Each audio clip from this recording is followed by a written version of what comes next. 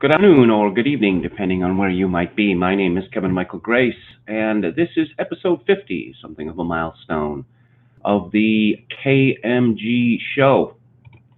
I wanted to start off with the subject: the powers that be love China.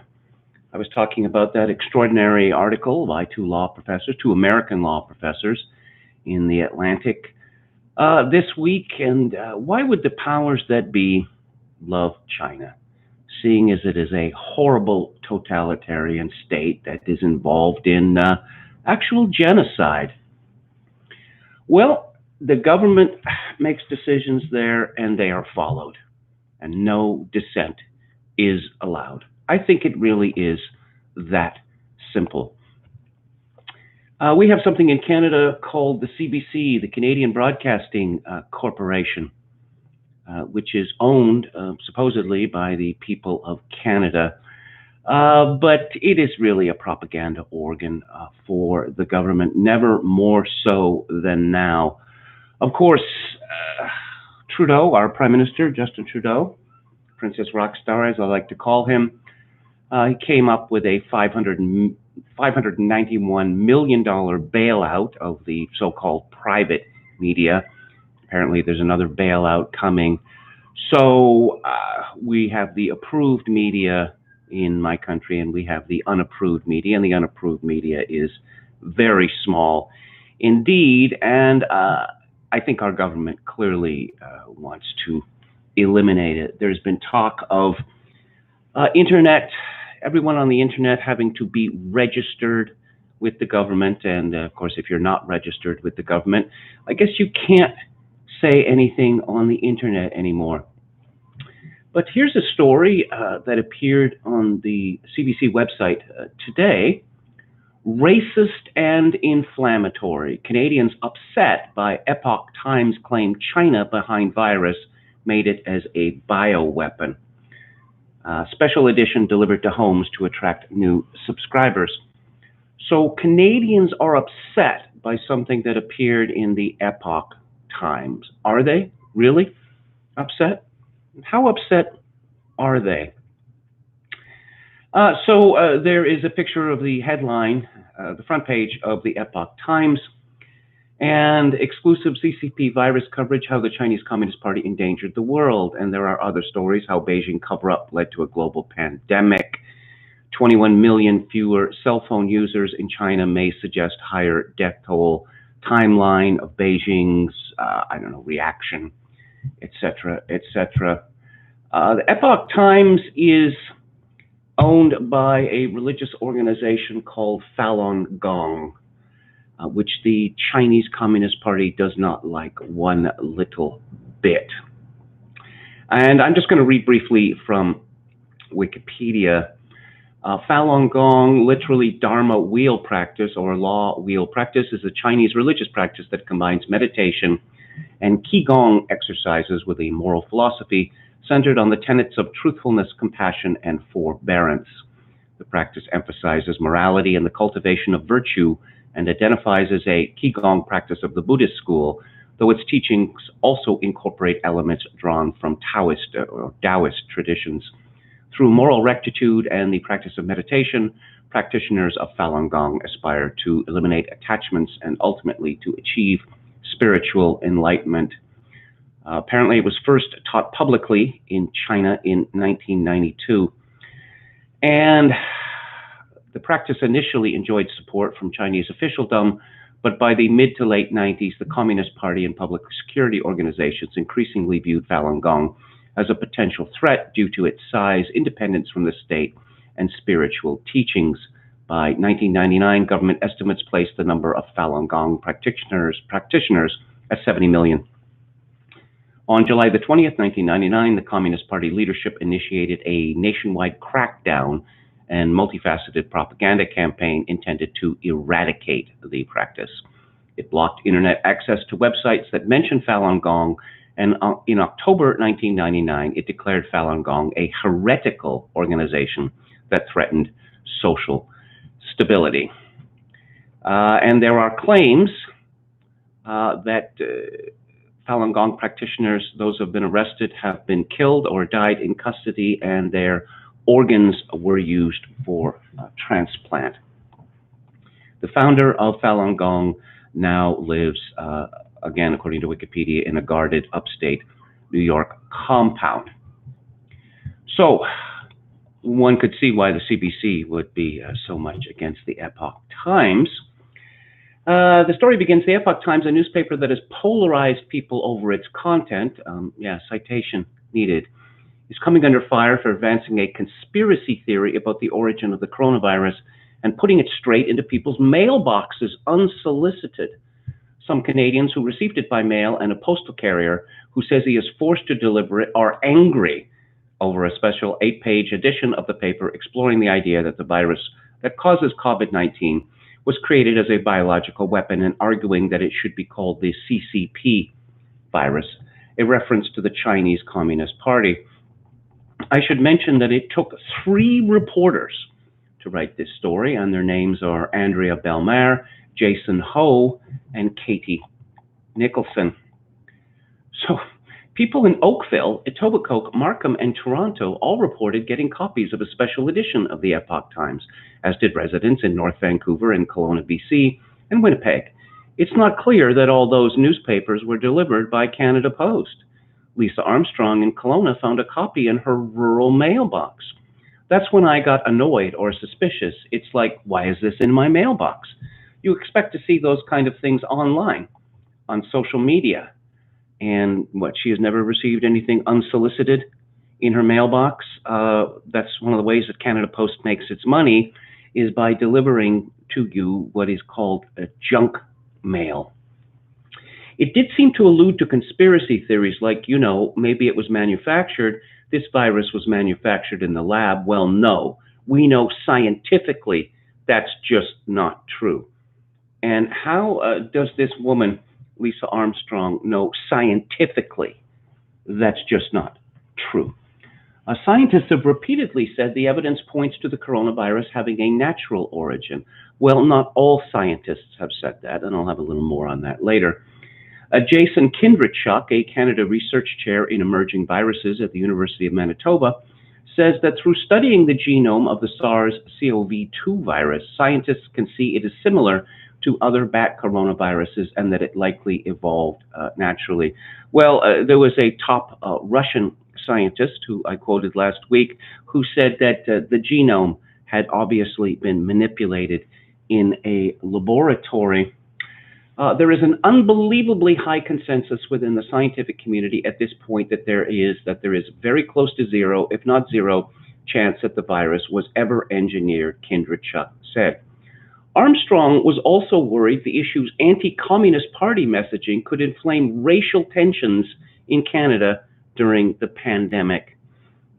Yes, Falun Gong is a Chinese organization, and the vast majority of its practitioners are Chinese. But here's a message from the elite. Any criticism of China, mainland China, Red China, we used to call it, or the Chinese Communist Party is now racist and inflammatory. It's not clear how many households in Canada received the paper. Cindy Gu, the publisher of the Epoch Times, declined to say how many copies of that issue were distributed. In an email to CBC News, Gu said that the publication had been delivering copies to specific neighborhoods. And Gu, spelled G-U, well, that's a Chinese name, isn't it? The Epoch Times has recently been sampling copies of a special edition on Beijing's cover-up that led to a global pandemic in select areas because we consider that information to be important to Canadians.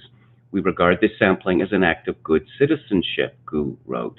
This is a standard way of raising brand awareness and recruiting new subscribers. Gu disagreed that the paper will fuel racism against people of Chinese background. She said some people may have erroneously conflated criticism of the Chinese Communist Party with criticism of the Chinese people. Understanding the difference is vital and will eliminate racial tension as people come to understand that the criticism of the handling of the virus is of the CCP, not the Chinese people. The Epoch Times, headquartered in New York, is part of a group of organizations under the Epoch Media Group umbrella, which also includes the New Tang Dynasty TV channel It says it operates in 23 languages in 35 countries. A sociology professor says the Epoch Media Group is affiliated with the Falun Gong movement, a religious group that began in Canada and was declared illegal and a cult by the Chinese government in 1999. Its followers say the Chinese government persecutes them and oppresses their religious rights. Falun Gong followers started to organize large-scale protests against the Chinese government's attempt to suppress the practice, so it just evolved into this very antagonistic relationship between the Chinese government and this religious group, says Xiaoping Li, a professor at Okanagan College who studies media outlets that serve the Chinese Canadian diaspora. There are many stories about how group members were persecuted in China. There could be certain exaggerations, but definitely there is persecution and there are violations of human rights.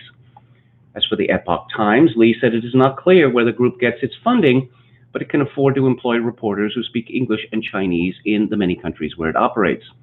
Typically what happens is that it's funded principally by donations in a Chinese descent community in a given local context, said Stephen Noakes, a senior lecturer at the University of Auckland who studies Chinese culture. The people who staff the paper itself are normally also drawn from that context or are third-party acquaintances of the local Falun Gong community. Noakes said that Falun Gong has been enormously adept in using its various media platforms to its advantage to call attention to its own plight as a major human rights issue the world needs to know about. The Shenyang dance troupe, created by Falun Gong practitioners, is another such platform. I think the local reporting is generally trustworthy. It does report what's happening in, for example, in Vancouver, Toronto, or New York. But Lee says its reporting on China is less reliable. The Epoch Times is an anti-Chinese government media outlet, so you have to be careful that there could be some exaggerations. Oh, I don't know, like perhaps exaggerations of the role of Russia in the 2016 election in papers like the Washington Post and the New York Times. Now, that's a completely different situation. The head of a nonprofit that studies misinformation and disinformation, and there we have it. There we have it. The words in passing that give it away. Says the Epoch Times is using a well-known technique to sow doubt in people's minds. Sowing doubt about the Chinese Communist Party and its practices? The most effective disinformation is that which has a kernel of truth to it, in that which kind of flies under the radar, doesn't really break any guidelines, said Claire Wardle of First Draft, which educates journalists and others about what misinformation is and how to spot it. It's much more hyper-partisan. It's much more misleading than completely outright falsehoods. The Epoch Times has shared misinformation and conspiracy theories in the past and was banned from advertising on Facebook for trying to bypass political spending rules, though it is not alone in accusing China of coronavirus cover-up. Wardle says people who read the special edition of the Epoch Times may not be completely convinced about its findings, but will have been left with questions about what their governments are telling them. Oh dear, we cannot have that, because the Canadian government is the sole arbiter of truth in Canada, just as the Chinese government, or the Chinese Communist Party, is the sole arbiter of truth in China. This woman continues, that is a technique of disinformation actors who want people to question as much as possible authoritative sources. Ultimately, you're no longer going to your trusted news site or The Who. That is definitely a trusted, universally trusted site. Or your government, even for information. You're left thinking, I can't trust anybody. It was an article about a possible bioweapons link to coronavirus that set off alarm bells for a Toronto mail carrier when he saw the special edition appear in his mail station on Friday. The CBC News is not naming the carrier because he is concerned he could lose his job with Canada Post. I would like to know his name. I have a guess, you know. They're saying the coronavirus is part of a biowarfare agenda by the Chinese people. That's over the line for me, he said. I saw the headlines on the thing and my heart sank because I thought the world right now was full of fear and confusion. And the last thing people need is this kind of hatred. The carrier told CBC News that his supervisors decided that carriers wouldn't have to deliver it and that the station superintendent supported the decision. But then, according to the carrier, the superintendent was told Canada Post Communications had deemed the paper a political mailing and that carriers who didn't deliver it would be disciplined. To be honest, it makes me feel like humanity is facing an existential crisis, and I'm being forced to hand out weapons in a cage fight. Yes, humanity is facing an existential crisis, which is the Communist Party of China versus the rest of the world. Canada Post said in an email to CBC News, "We understand the reaction to this publication. However, as Canada's postal system, we are legally required to deliver it. The content is the sole responsibility of the publisher. Anyone concerned with its contents should contact the publisher, file a complaint against the publication through the appropriate institutions, or place the item in the recycling box." The email continued. So is outrageous conspiracy theory, right? Washington Post. That's a pretty respected newspaper, isn't it? Certainly anti-Trump. Here's a story from April the 25th by Carol Morello. The Washington Post filed a lawsuit against the State Department late Friday after the agency denied speedy processing of the newspaper's request to see diplomatic cables warning of safety issues at a coronavirus research lab in the Chinese city of Wuhan, where the global pandemic originated. The lawsuit, filed in U.S. District Court in Washington, centers on two cables sent to State Department leaders from diplomats at the U.S. Embassy in Beijing after U.S. scientists made several visits to the Wuhan Institute of Virology, which has conducted studies on bat coronaviruses like the one that has caused the current health crisis. It asked the court to declare the State Department's denial unlawful and direct the agency to give the Post's request an expedited review. On April the 14th, Post columnist Josh Rogan reported on the existence of the cables written in 2018, almost 2 years before the highly contagious virus erupted, warning of inadequate safety precautions at the lab. They were categorized as sensitive but unclassified.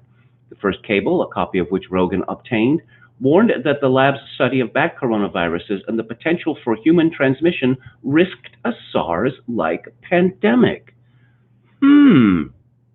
That's interesting, wouldn't you say?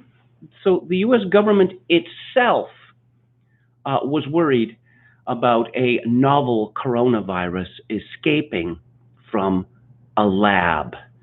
But the CBC doesn't think that Canadians should be allowed to know about this because, I don't know, it might inspire racism and xenophobia, and also it might impair confidence in the Canadian government and in the Chinese government. And as previously mentioned, we cannot have that.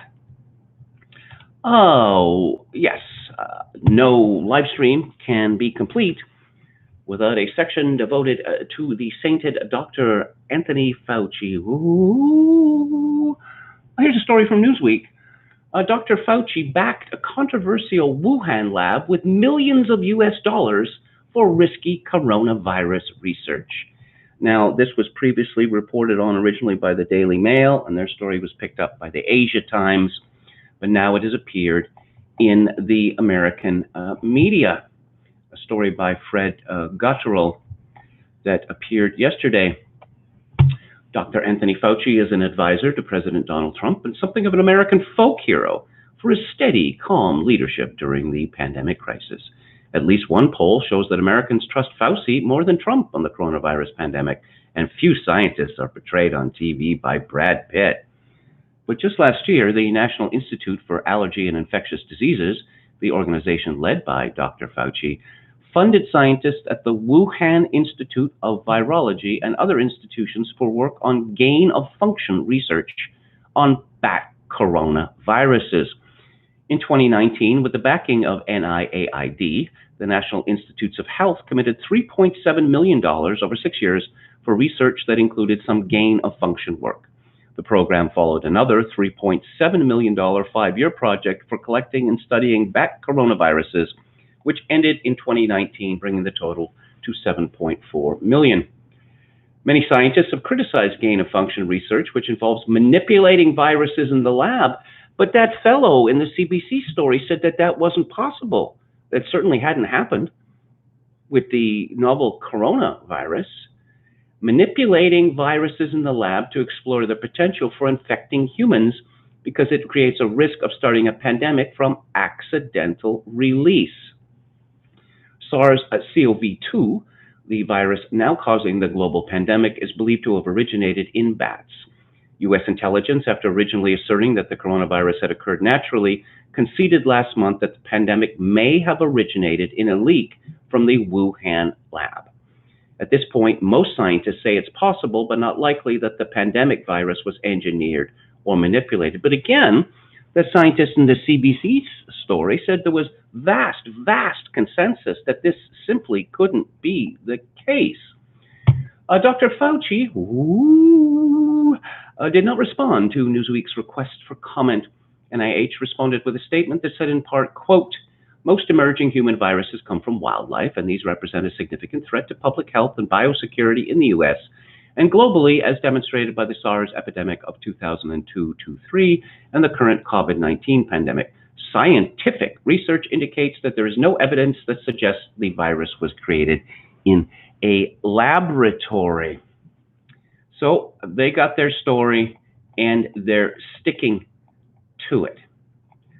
But one would get the impression from reading the CBC story that the reporters do not read other media, such as the Daily Mail or the Washington Post.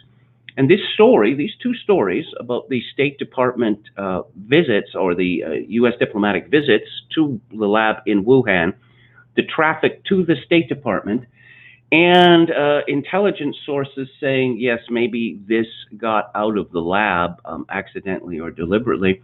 They have been in other media as well, but perhaps there's a list of newspapers which can't be read, but I wouldn't think that the Washington Post would be on that list. So I've been talking about videos that were made by two doctors in Kern County, California, Dan Erickson and Artin Masihi. And apparently they had over 5 million views. And then something happened. YouTube says they removed our video, and this is from the producer, Bayan Wang, our video of Bakersfield Dr. Dan Erickson and Artin Masihi, because their viewpoint disputed local health authorities' social distancing guidance, which may lead people to act against that guidance.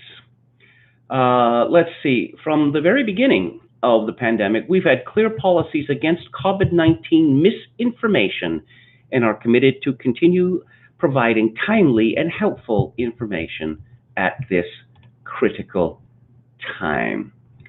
Alex Berenson comments, "This is censorship on what is arguably the most important media platform in the United States." Let's see what's going on in the chat. I just tell you, what do you people think about, I mean, I've talked on the show about fifth columnists, Chinese fifth columnists in the West. I suppose it would be fifth columnists and fellow travelers, but they seem to be outing themselves, and I wonder what people thought of that trend. Metal Mike says, trade with China was simply a way for companies to minimize labor costs. Decades of this has eroded our manufacturing and has made us reliant on a totalitarian state. Okay, people making fun of the name Falun Gong. Anne Run says, you don't think that this virus came from the Wuhan lab? Alex, that would be Alexander Delarge.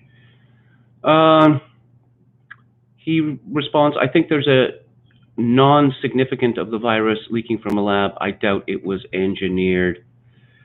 There are rumors that apparently someone or one or more people at the lab got splashed in the eye with a monster germ that they had been creating. Alex Large says, KMG people who talk about similarities with HIV are genetic illiterates. Oh my. Thousands of people have analyzed the genome. That's nonsense. Okay. If you say so. Anrun says you seem to give the CCP the benefit of the doubt more often than Blump. And he agrees with that. Yeah, all right. Okay. Let's see. My barber is making a house call tomorrow, says Chogokin666. That should make me feel better. Yes.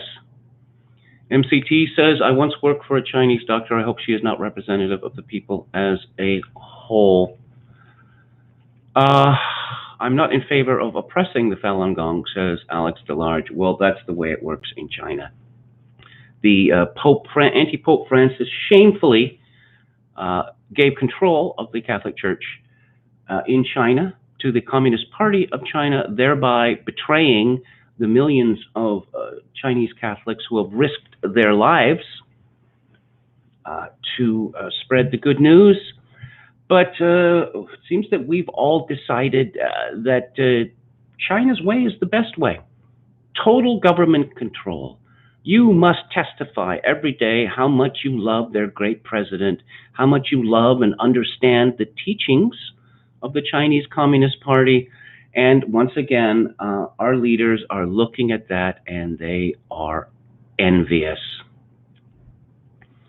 Kevin got a free bowl of chili with that haircut. I don't know. I don't understand the reference. Le Comte de Boreas says, how come they trusted CCP of China's COVID-19 remedy model? One would have considered Sweden's COVID-19 remedy model. You think? No. No. The Chinese, I mean, come on, it's their virus, so obviously they know best what to do with it. And look at the tiny number of deaths from COVID-19 in China, whose cities are, most tightly packed or among the most tightly packed in the world. But the Chinese Communist Party was obviously not going to lie about something as important as that. Okay. Hang on, is there anything else here? Okay, I think I'm going to go back to the story here. Chogan King 666 says, how long can a Catholic go without the sacraments before being out of communion with the Church? Well, Catholics are required to take communion at least once a year, preferably around Easter tide. This is unprecedented, of course, that Catholics have not been allowed to take communion for, a couple of months now? I wonder how long they're going to keep that out for. Maybe they can just eliminate the sacraments entirely. You know, if it saves just one life, isn't that the mantra? Elon Musk blasts YouTube for banning Californian doctor's video that claimed physicians are being pressurized into putting coronavirus on death certificates, and urged an end for banning this video, and urged an end to shutdowns because it disputed official guidance. Elon Musk shared their video and said they made good points. Critics blast YouTube for censoring the video after it got 5 million views. YouTube CEO Susan Wojcicki said videos against WHO policy will be taken down. I saw her in a clip from the Tucker Carlson show. She sounds like a Valley girl. She has the uptalk in her voice, and every sentence ends with, like a question. And this is a CEO at a major company, as Alex Berenson said, arguably the most important and influential media company in the world. Social media giants, this is from the Daily Mail, Facebook and Twitter are also coming under increasing scrutiny for removing posts that they say contain health misinformation. There's that word again. Or calls to break stay-at-home orders. No. Facebook, Mark Zuckerberg has said that, he's going to take down, or his company is going to take down all calls for protests against lockdown orders, because that's misinformation. This is positively Stalinist. I don't know. Perhaps the government will send students out, to search people's homes They did that during the Cultural Revolution. If they found foreign books or Beethoven records, then the offender was dragged out into the street and ritually humiliated and forced to undergo a struggle session, as they call it. Maybe we'll be having struggle sessions in our Western countries. Maybe they'll, look at what we have been looking at the on the computer, and people who have been visiting misinformation sites will face a loss of what we might call their social credit. Is that in our future? The hour-long video with Doctors Erickson and Masihi suggesting stay-at-home orders are damaging to a massive audience, garnering more than 5 million views.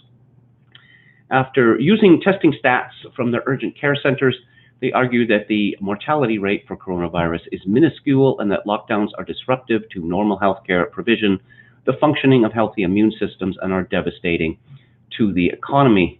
The doctors also share anecdotes, which they say come from colleagues in hospitals, claiming that there is pressure to add COVID-19 as a cause of death to unrelated fatalities to artificially boost the death toll.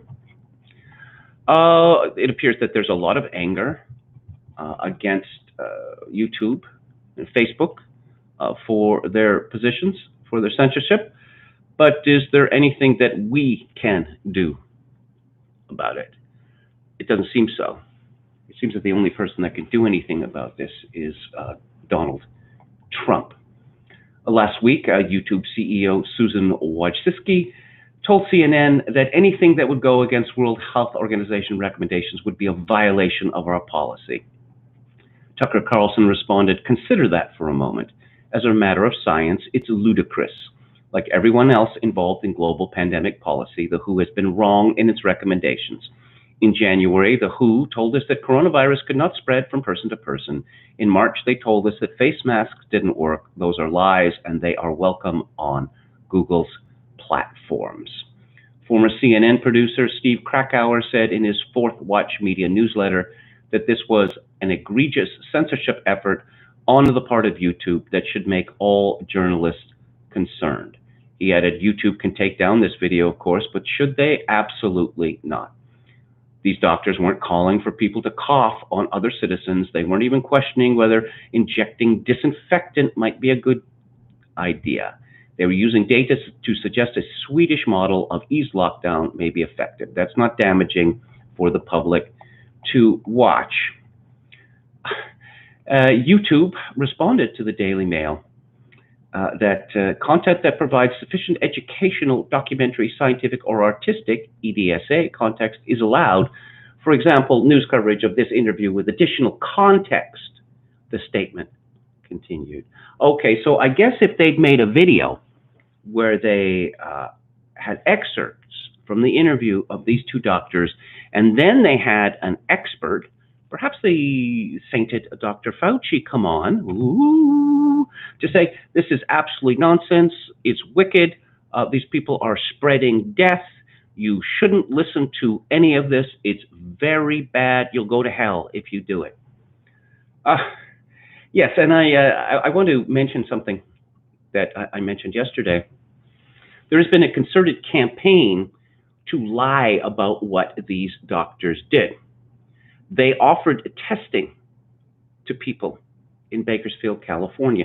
They did not seek to test people who were sick with coronavirus symptoms.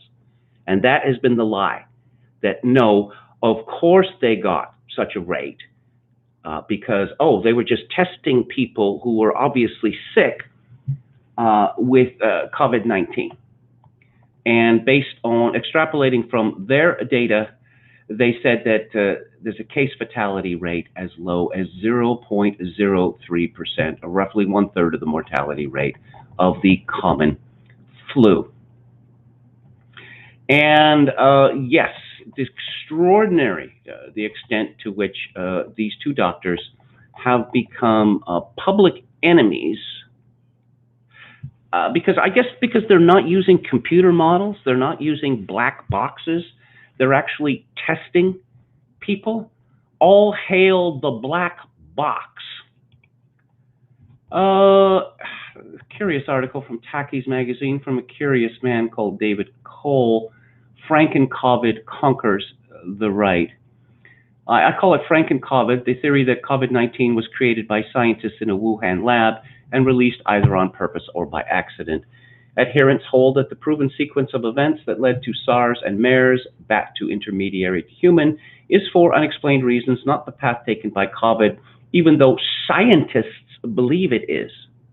So it's now sufficient just to say scientists say this. You know, scientists for decades told us that saturated fats were deadly. Then it turned out there was no truth whatsoever to this claim.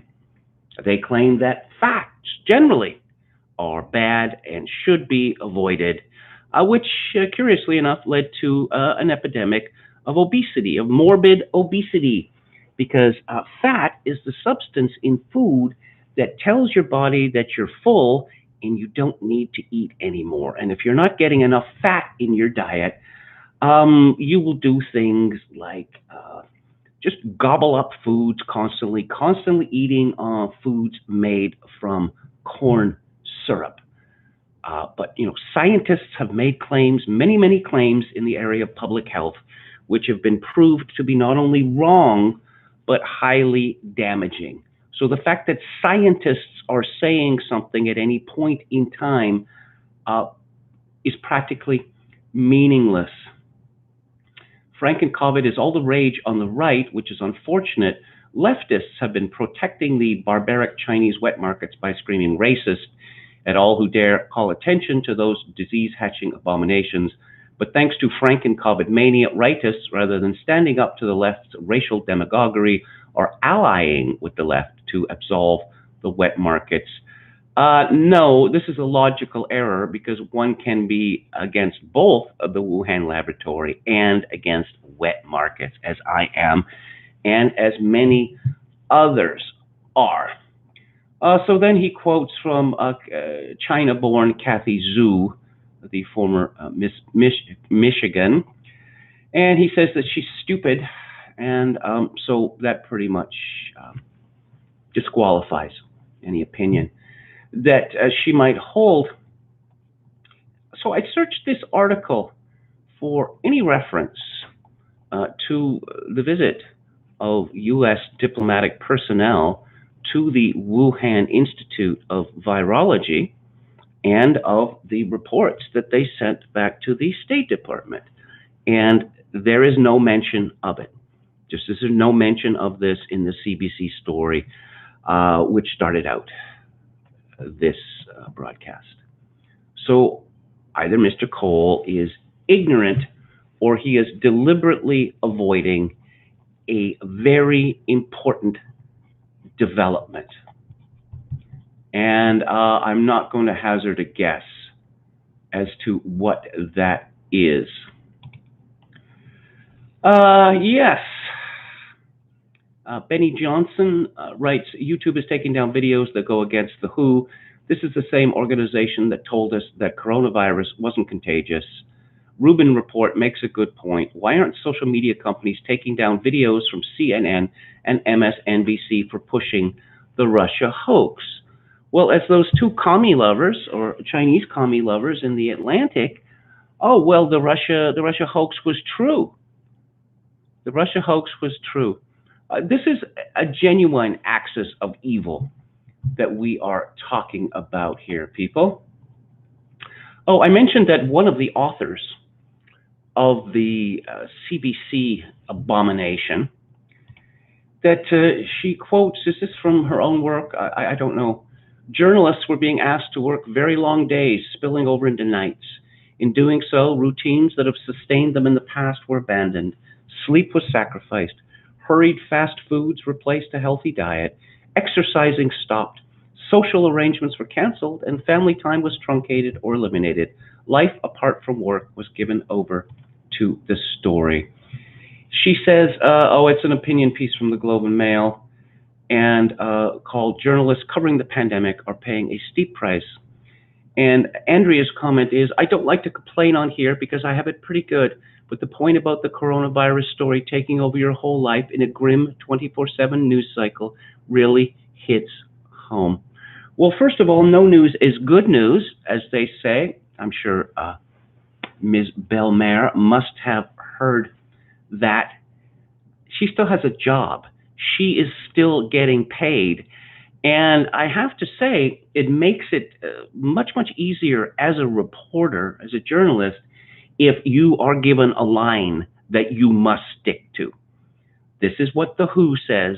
This is what the Canadian government says. All of your reporting must reflect that, because if it doesn't, it's misinformation.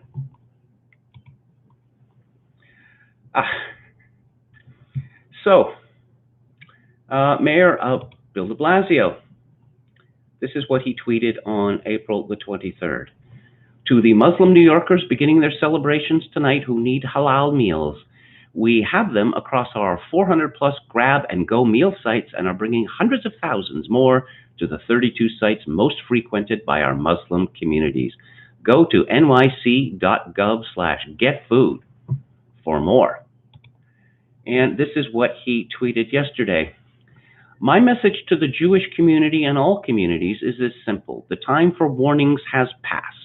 I have instructed the New York Police Department to proceed immediately to summons or even arrest those who gather in large groups. This is about stopping this disease and saving lives, period. So the message from His Honor Mayor de Blasio is quite simple. Muslims good, Orthodox Jews bad. And Jesse Kelly responded, should people call the cops directly if they see a group of Jews, or do you have a special unit assigned to take care of your Jewish problem? I don't know. Maybe he's decided that Orthodox Jews aren't likely to vote for him.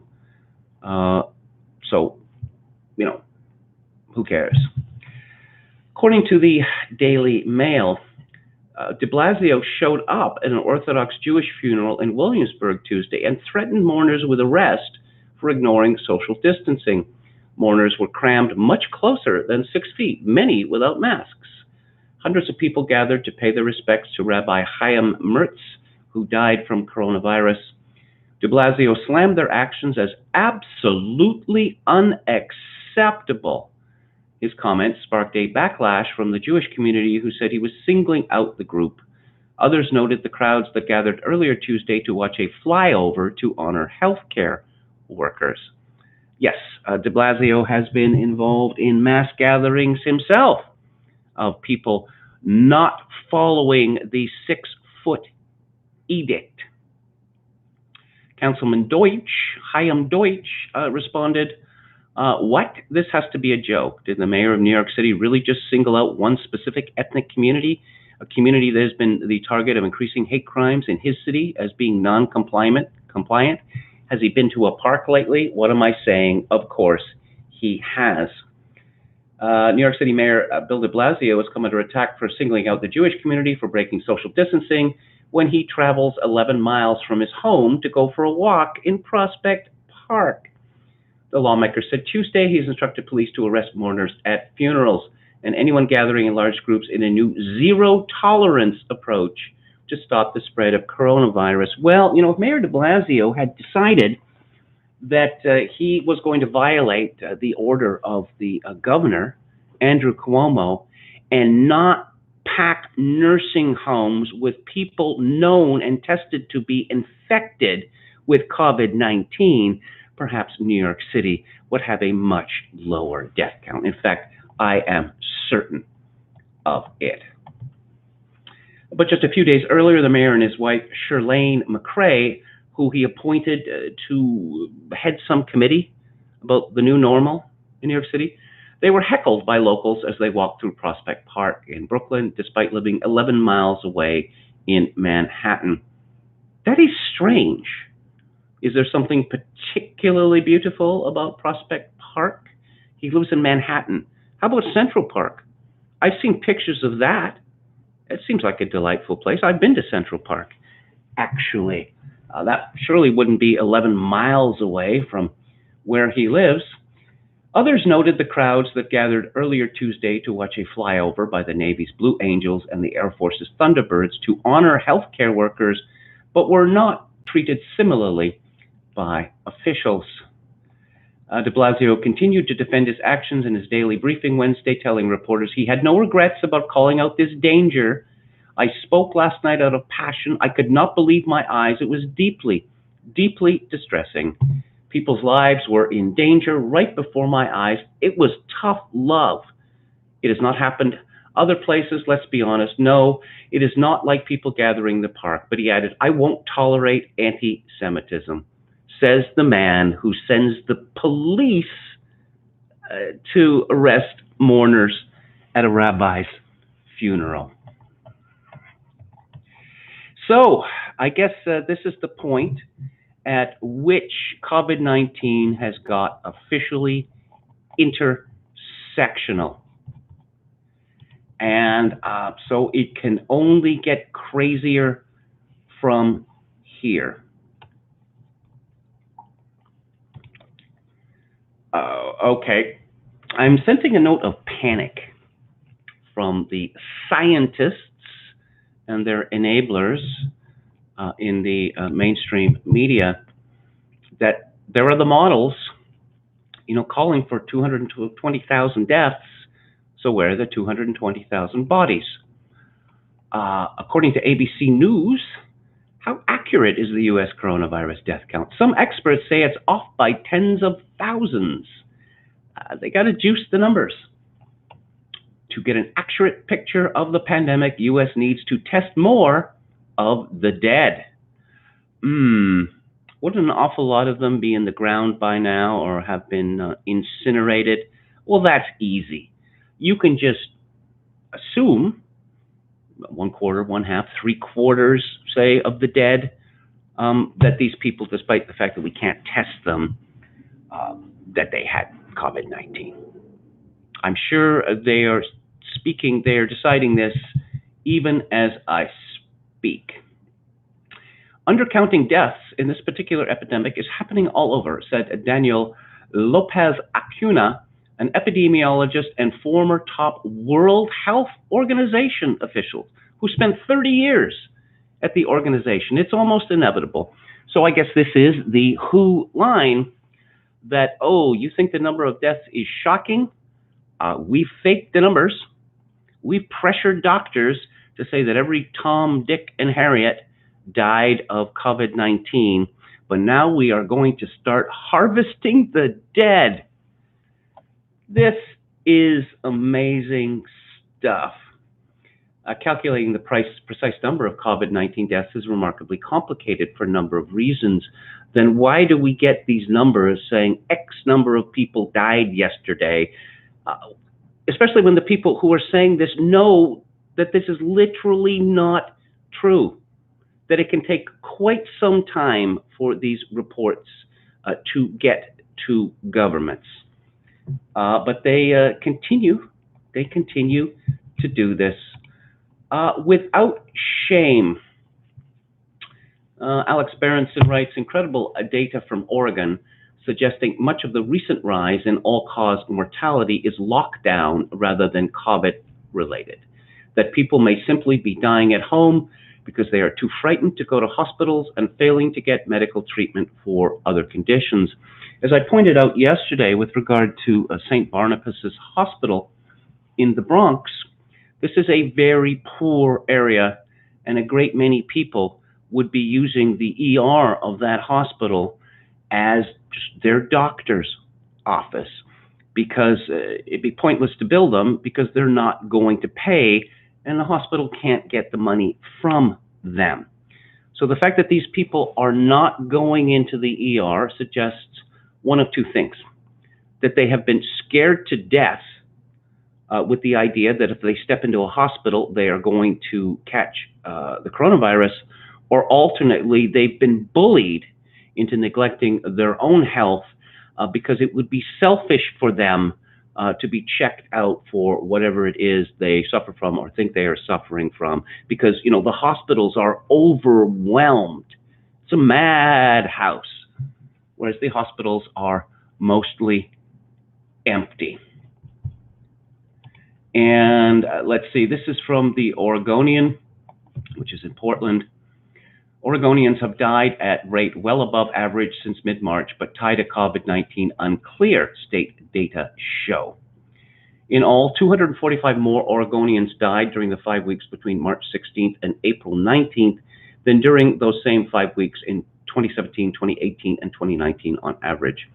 During those 5 weeks, 78 Oregonians died from COVID-19, according to the state health authority's official count.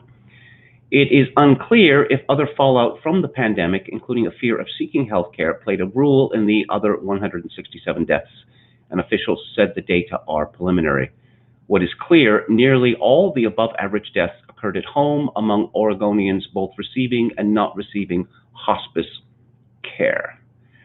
The data leave unanswered questions about what is killing so many Oregonians. They come as the Yale University School of Public Health analysis of federal death figures for the Washington Post determined that there were at least 15,400 deaths above historic averages during the early days of the pandemic nationwide. Yeah. So we got to lock down because that will save lives. If you don't obey the lockdown, you are a murderer. But what about all those people who are dying because they are not being treated, because elective surgery has been suspended? What would you call that? Would you call that friendly fire, perhaps? A story in the Toronto Star, it won't be a light switch, doctor says. Hospitals are planning a return to normal care, but warn it'll be gradual.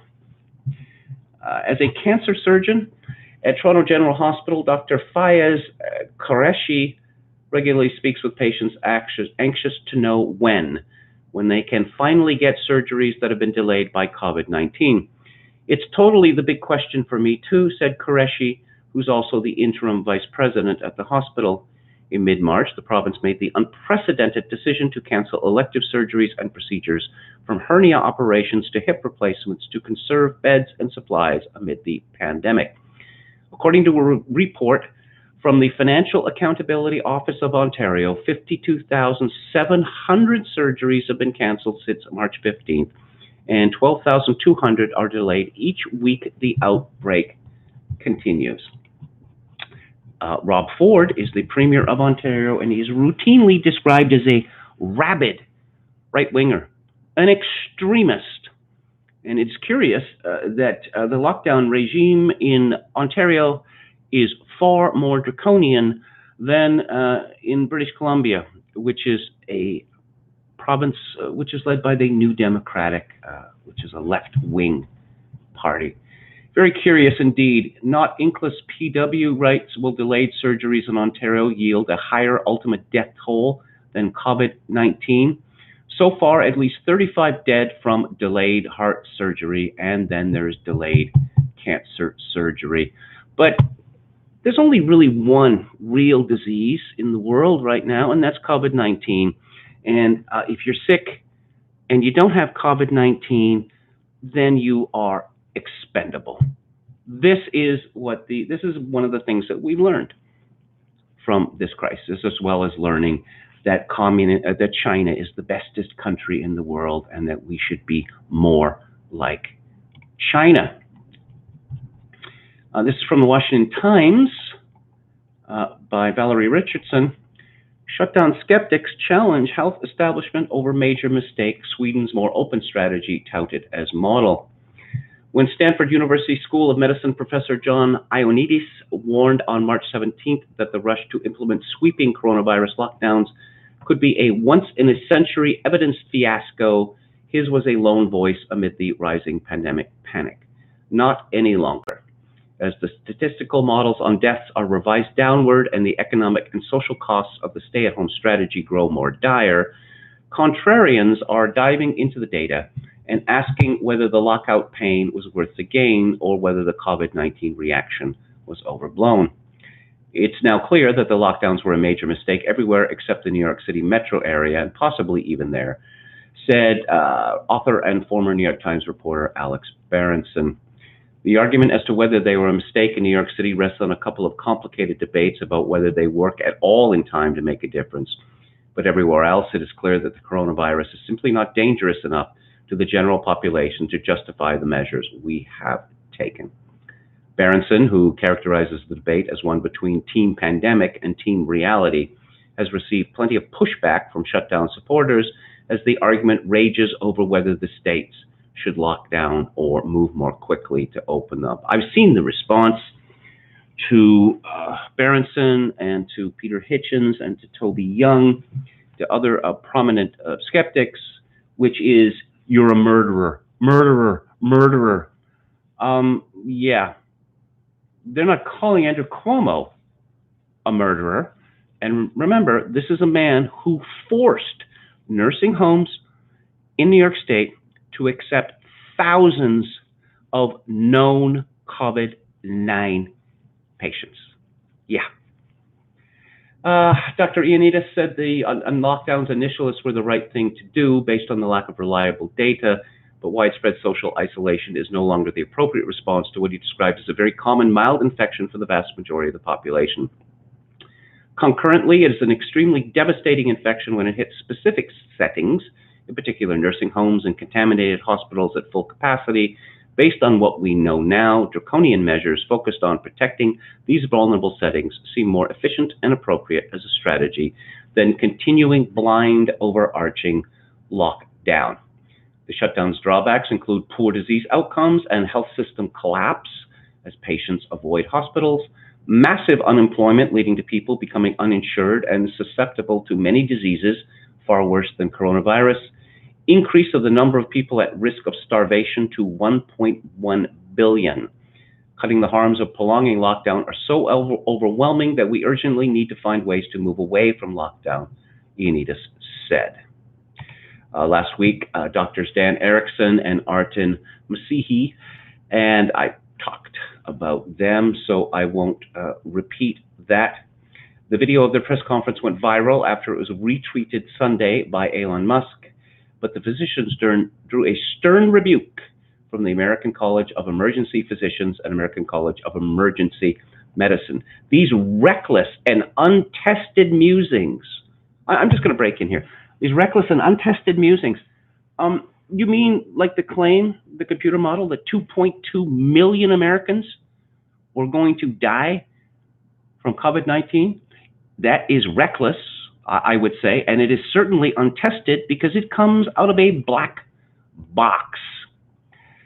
To repeat, these reckless and untested musings do not speak for medical societies and are inconsistent with current science and epidemiology regarding COVID-19, said the statement posted on CalMatters. I have recently on this show quoted from, over a dozen prominent epidemiologists and the like from the Off Guardian, who have stated in great detail that they believe the lockdown is a very serious error and that COVID-19 is nowhere near as harmful as been suggested, but apparently they are non-scientists because they disagree with the World Health Organization. One would think that scientists would be angry that they have in effect been warned against scientific inquiry by what is a political organization led by an Ethiopian communist. But one thing I've noticed about public health authorities is that they love ordering people around. They are constantly looking for excuses to order people around. Women who have children will receive a visit, maybe several visits, from a public health nurse who will ask a bunch of invasive questions and suggest that the child is not being read to enough, or the child's reflexes are perhaps not at 100% capacity. And you're not in a position to tell this public health nurse to get the hell out of your house, because then you will begin to grap with the social work machinery. So, my advice is, when the public health nurse comes, just nod your head and say, yes, I can do better. I will do better. Let's see. Economist George Gilder declared Saturday in Real Clear Markets that the pandemic is over and called for the nation to stop the economic suicide and get back to work.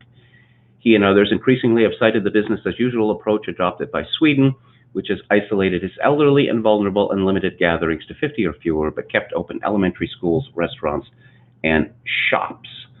The result is that Sweden's cases and deaths are higher than those in neighboring Denmark, Finland, and Norway, but lower than those in Spain and Italy, the most devastated European countries. Yes, well, we shall see about that. Gilder cited a global study by Tel Aviv University professor Isaac Ben Israel, a mathematician and chairman of Israel's National Council of Research and Development, who found that the virus peaks after about 40 days and the spread fades to nearly zero after 70 days. The phenomenon occurred worldwide, no matter whether the country enacted a strict lockdown or followed the Swedish example, according to Ben Israel's April the 16th paper. Again, we're faced with a situation that apparently the United States, which has the most advanced health system in the world, has how many times more deaths proportionately than China? Does that seem believable to you? It certainly does not seem believable to me. An analysis by Cypress Semiconductor founder T.J. Rogers in the Wall Street Journal said Sweden falls in the middle of the pack when compared with the rest of Europe, and its death rate is lower than that of the 7 hardest hit U.S. states. But, I must add a caveat to that. We know that in New York, here's another 3,800 to juice the numbers, and you got to put down COVID-19. I mean, you never know. It could have been COVID-19. It would be irresponsible. And now we're going to start harvesting the dead. This has turned into an absolute fiasco. And the worst is to come. Free America Now billionaire Elon Musk joins protesters demanding COVID-19 lockdowns be lifted as he's on the cusp of getting $750 million payout from Tesla.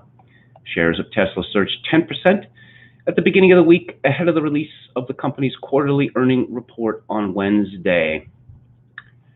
So he's getting $750 million. So is a suggestion that he's some sort of hypocrite for saying that the lockdown should be ended? There was a story, CNBC, about Mark Zuckerberg. And so Bill Gates has been lecturing us. Lockdown, got to have the lockdown. Got to wait for the vaccine. And Mark Zuckerberg has been lecturing us, lockdown, lockdown, lockdown. I'm going to pull any criticism of the lockdown. It's misinformation. Curious thing about Bill Gates and Mark Zuckerberg, that they are not experts. They are not experts about medicine, certainly not epidemiology. Both Bill Gates and Mark Zuckerberg are Harvard dropouts. They don't even have university degrees, but somehow they have become ex officio experts. I wonder how that process works. Is it kind of like the blue tick system that Twitter employs? That maybe if you, if you tout what the experts say, if you amplify what the experts say, then you get a kind of super expert status. Let's see.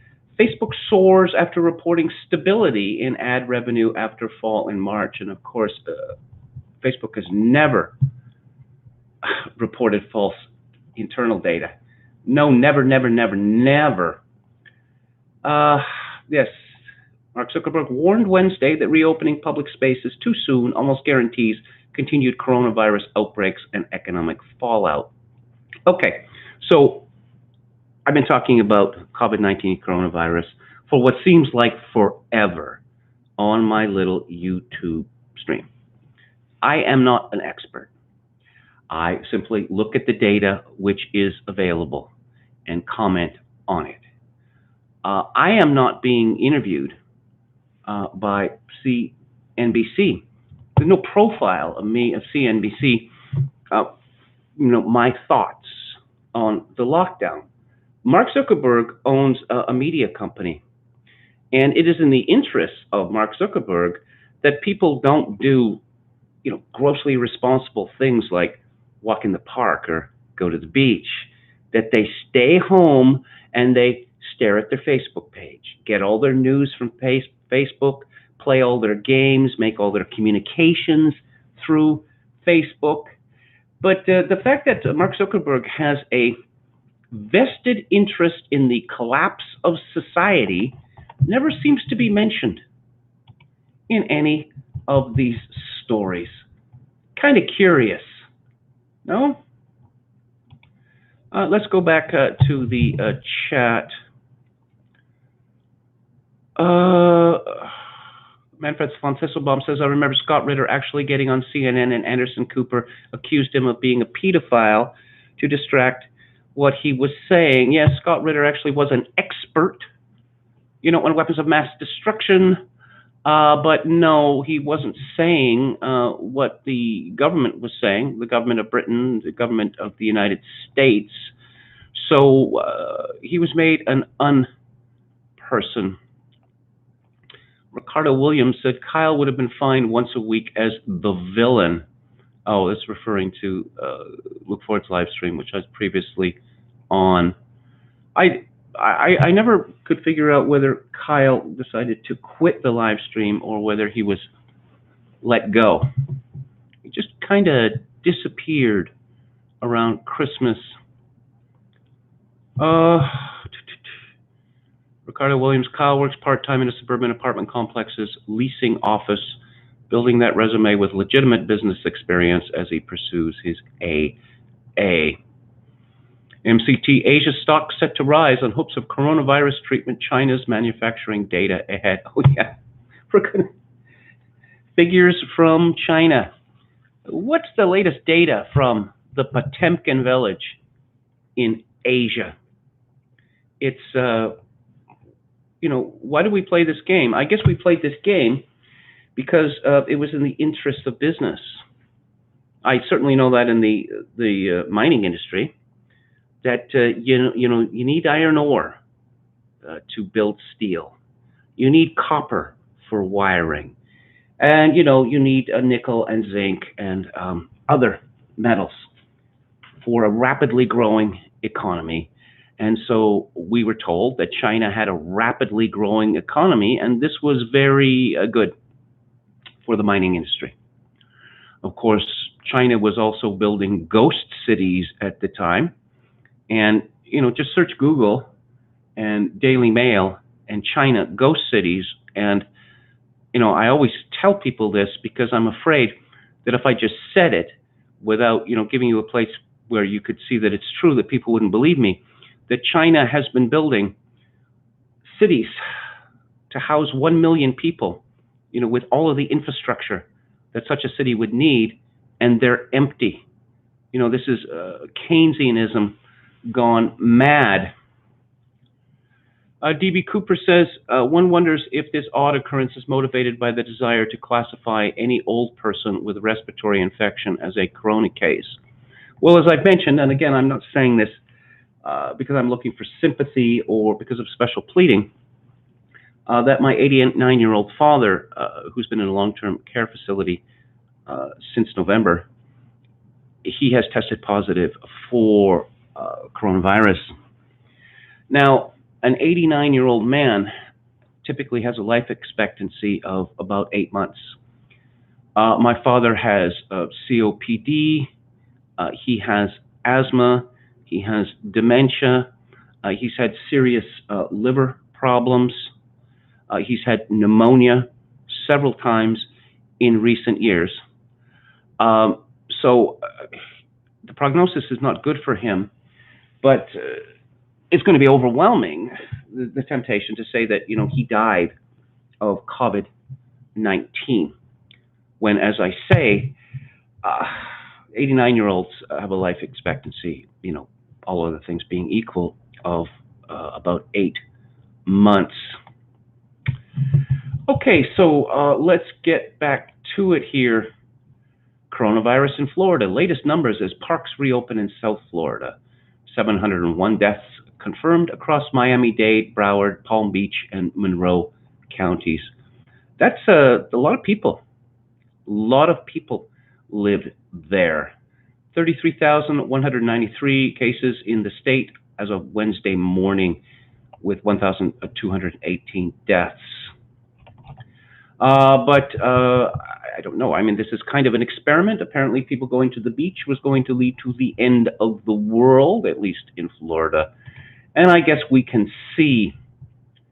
The Washington Post, of course, is concerned that some people are rejecting the programming. There is a picture of people at the beach, which apparently is a very, very bad place to go. All of that water, that fresh water, that fresh air, the sunshine, you don't want that. What you want them to be is at home, you know, watching Netflix or staring at your iPad, you know, or your notebook computer, and you want to be on Facebook. You know, you don't need the rest of the world when you've got Facebook. The whole world is in Facebook. Make sure to click on those ads too. You don't want the stock price going down. So Catherine Shaver of the Washington Post writes, quarantine fatigue continues for second week, showing a worrisome trend, researchers say. Researchers. Okay, here's the scenario. We're going to institute lockdown. What does lockdown mean? Well, it effectively means you can't leave your home unless you have an essential job. And here's a list of all the non-essential jobs.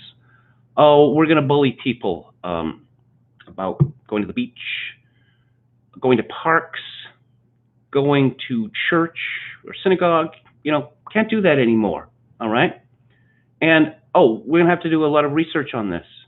I would think the question would be, how many weeks does this continue before there is violent resistance to it?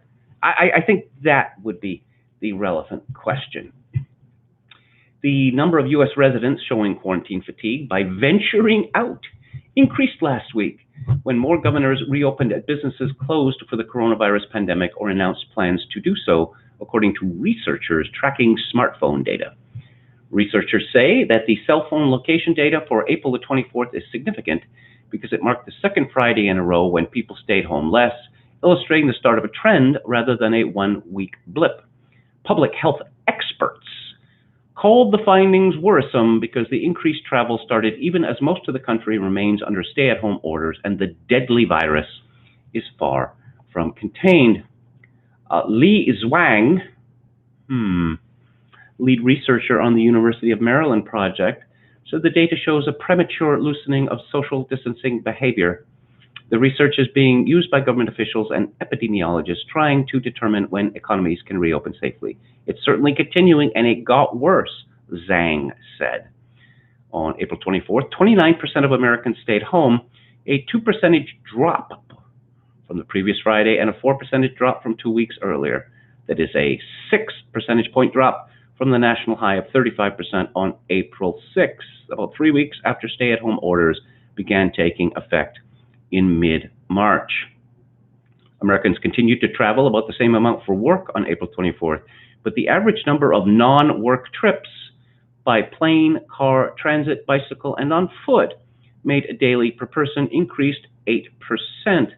The findings illustrate what public health experts say has been a concern about Americans growing intolerably bored, lonely, and restless as the weeks of being ordered or asked to stay home wear on. Zhang, director of the Maryland Transportation Institute, said he was particularly struck by how much and how quickly travel resumed when businesses began to reopen. You know, I could say that Mr. Zhang comes from a different tradition from ours. I guess a tradition where, you know, resistance to orders from authorities is unthinkable. Zhang said he was also struck by the apparent impact of the highly publicized April 15th protest against stay-at-home orders in Michigan, which drew Trump's support. The following week, the percentage of people who stayed home in the state compared with 2 weeks earlier dropped 6 percentage points, tying with its neighbor Ohio and with Louisiana for the biggest decline. Zhang said he theorizes that the message of the Michigan protesters demanding to be allowed to return to work spread. I guess that's why Facebook must crack down on this, that no one should be allowed to advertise the protests, because it's, it's misinformation, and it also hurts Facebook. And we must all toil for the greater good of Facebook and for the glorious president of China, Xi Jinping. GDP sinks 4.8% in the first quarter, biggest drop since 2008, and there is worse to come. This from Market Watch. There's a kind of schadenfreude in a lot of this reporting, it seems to me, that we have to be punished. We have to be punished for what? Our sins? Well, we don't believe in sin anymore. It's a kind of free-flowing anxiety, free-flowing guilt. You saw that with the nuclear winter movement, and of course, you saw it with the hole in the ozone layer. Apparently, we're all going to die of cancer because of this. And we've seen it, I suppose, most famously, well, we saw it with AIDS, which was a damn squib for heterosexuals, and we saw it with the so-called climate emergency. We no longer believe in God, but we still believe in the devil, which C.S. Lewis said that meant the end. From the U.S. Sun, wave of fear. Germany faces having to bring back strict coronavirus lockdowns as cases surge just days after easing them. The country has slowly been easing its lockdown after faring much better than its European neighbors as a result of an aggressive policy of mass testing. But the country's virus reproduction rate, known as R, which measures how many people the average person with COVID-19 infects, has bounced back to just 1. That means one person with the virus infects one other on average. Earlier this month, the rate was at 0.7%. I don't know, maybe Germany, like Sweden, was told that, you better get back in the club here, that we all have to be on board with Communist China, with Facebook, and, with Alphabet, which owns Google, which owns YouTube. Got to get back on board. Meanwhile, in Lithuania, and I'm looking at a picture from The Guardian of the old town of Vilnius. Lithuania is always a place I've wanted to go to, the Baltic countries, all of them. They have so much that is beautiful there, that is preserved from the past, from medieval times even. Lithuania's capital, Vilnius, has announced plans to turn the city into a vast open-air cafe by giving over much of its public space to hard-hit bar and restaurant owners so they can put their tables outdoors and still observe physical distancing rules. The Baltic state, which has recorded 1,344 cases of the coronavirus and 44 deaths, you're noticing an enormous disparity in these numbers? Because there's an assumption that, well, the numbers are the numbers. The numbers are canon, and it's obviously not true. It seems that there are countries which are juicing the numbers, and there are countries which are under-reporting countries, such as under-reporting numbers, such as China. But this sounds like a delightful thing that the government of Lithuania is doing, and I wish I could be there. The health ministry has imposed strict physical distancing rules and safety measures. Shops must limit the number of customers at one time. Masks will remain mandatory in all public spaces, and cafe and restaurant tables have to be placed at least 2 meters apart. Explain to me how you can eat and drink while wearing a mask. That sounds like it would be even harder than those ventriloquists, the Gottel routine that they do. That posed a problem for many restaurants in Vilnius Old Town, which is called Senimistis, a UNESCO-listed World Heritage Site whose narrow streets make it almost impossible to place more than a couple tables outside, prompting the mayor's offer. Plaza squares, streets, nearby cafes will be allowed to set up outdoor tables free of charge this season and thus conduct their activities during quarantine. 18 of the city's public spaces, including its central cathedral square, have been opened up. I wonder if the cathedral itself has been opened up. Apparently that's not important enough to mention in the Guardian story, because people who read the Guardian do not attend church services. So, latest essay from William Briggs is England's lockdown racking up the bodies. And again, the rise in overall deaths. And he presents some graphs. He says, first thing to note is there is a bit of a Christmas signal, at least after 2012. Right around Christmas, the all-cause deaths take a regular dip. Before, nothing. This suggests a reporting and not biological difference. Government workers taking the week off at different rates or whatever. This does not surprise us because we have learned by now how noisy this kind of data is. Second, the real story is the large spike at the end, which is certainly caused in part by reported coronavirus deaths. We know this because if we subtract these deaths, we see an abhorrent spike. We still see one, albeit a smaller one. And given England's draconian measures, which were the most brutal outside of Wuhan or Lombardy, it appears that the lockdown might have killed a lot of people. Maybe cramming the sick and healthy together in confined spaces took its toll, not just in increased COVID deaths, but in all kinds of deaths, such as suicide, unattended strokes and heart attacks, and the like. The US numbers aren't complete, as we've seen, but it's looking like the total body count for the 2017 to 2018 flu season. I do not say caused by flu, but flu season. From 1st October to 30th April is going to be matched more or less by the 2019 to 2020 flu season. In other words, the numbers of all-cause deaths in the US looks like it will play out around the same for these 2 years for the same period. Now, 2017 to 2018 was by all accounts a bad flu year. This is a bad coronavirus year. Flu was down this year, but coronavirus, other mutations of which have killed before in previous years, is way up. The corpse counts will be about the same for the US, not for England. Their dead bodies really stacked up if we accept the official coronavirus death totals. Taiwan, 6 dead, 24 million people. That is a 0.025 per 100,000, no lockdown. US, 55,000 dead, 331 million people, 16.7 deaths per 100,000, martial law light lockdown, highly variable across the country. All of the UK, 22,000 dead, 67 million people, 32.8 per 100,000, draconian lockdown more or less enforced. Of course, many more such comparisons can and will and must be made. At a sketch, however, it appears lockdowns cause more harm than good. The evidence is consistent with this. The opposite claim is to say, as must be said in defense of lockdowns, that this unprecedented modern-day spike would be even larger without lockdowns. But then why didn't countries like Taiwan, which didn't have lockdowns or only modest ones, have no such glaring spikes?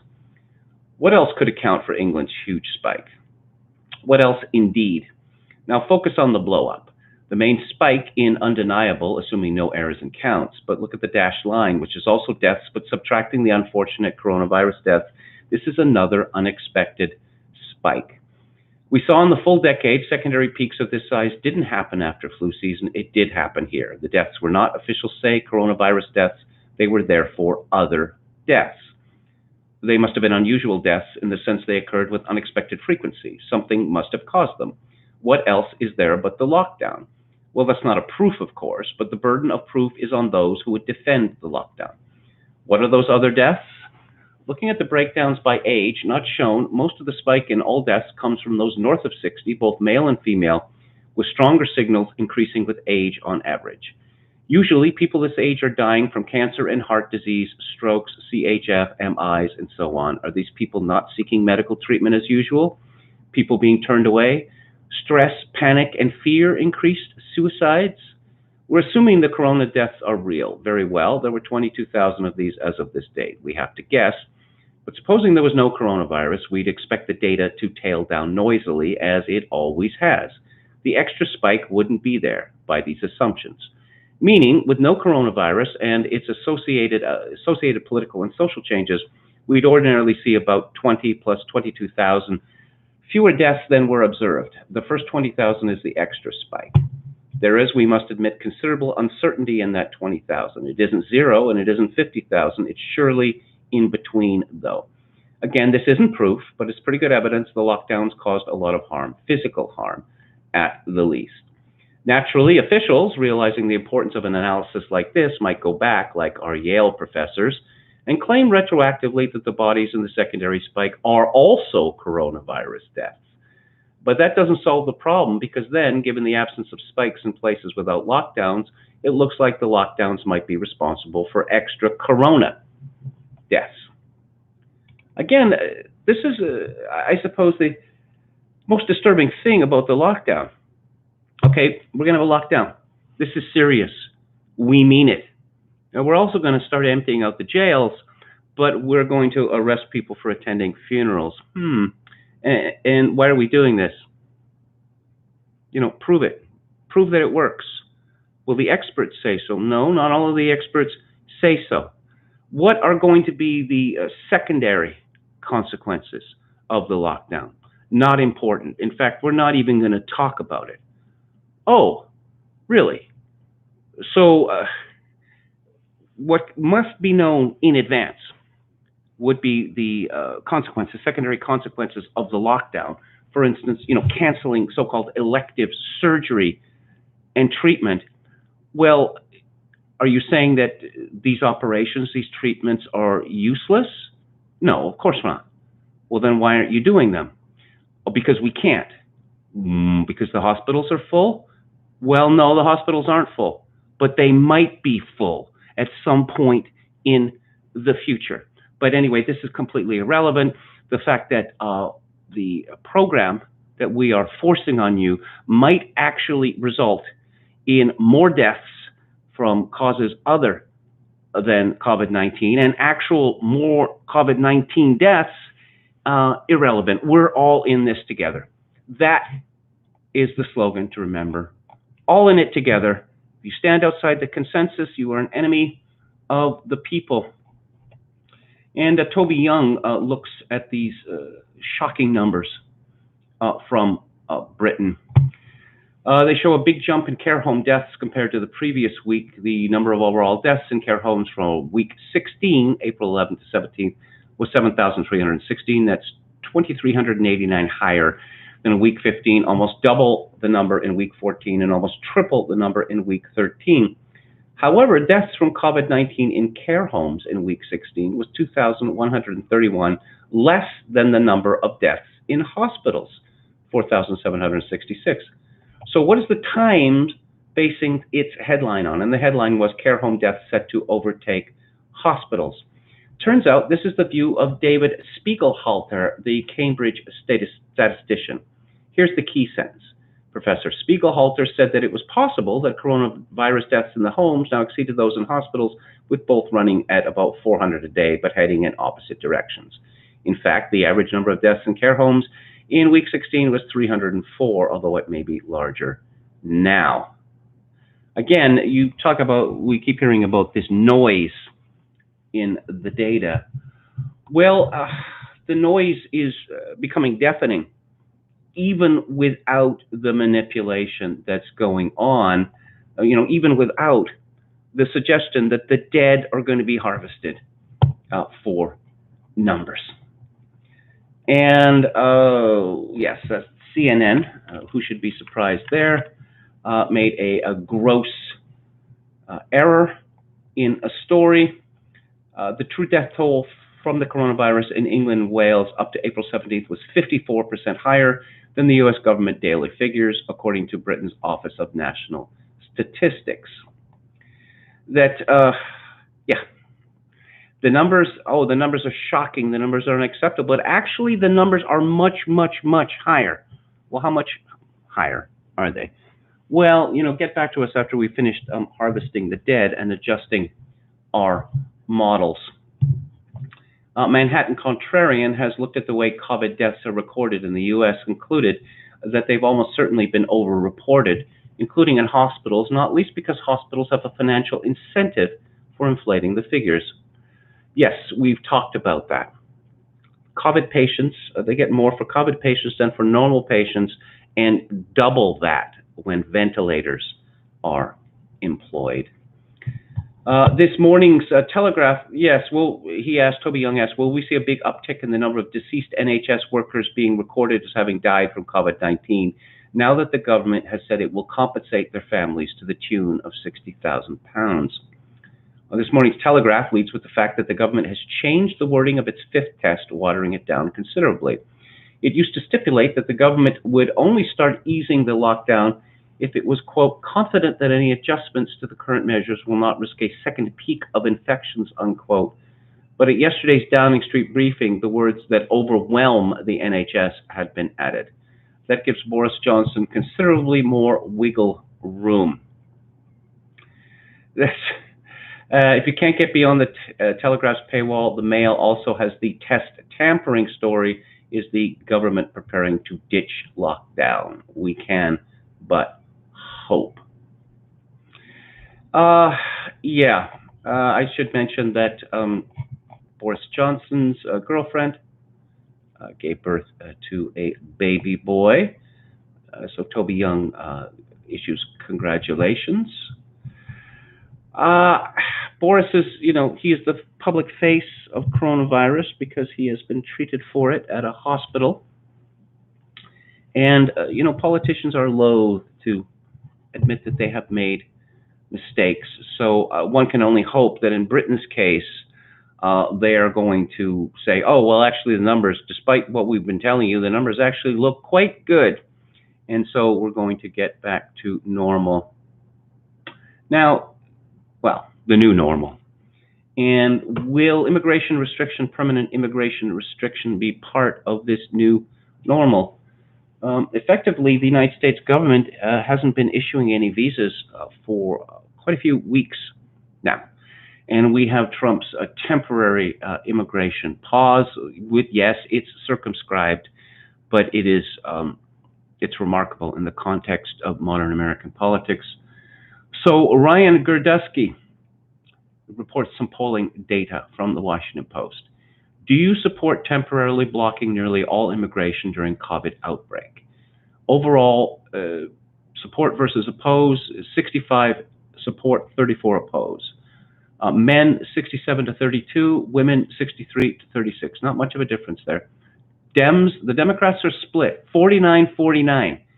The GOP, 83 to 17. Independents, 67 to 32. Liberals, 54 to 45. 18 to 39, 63% to 34.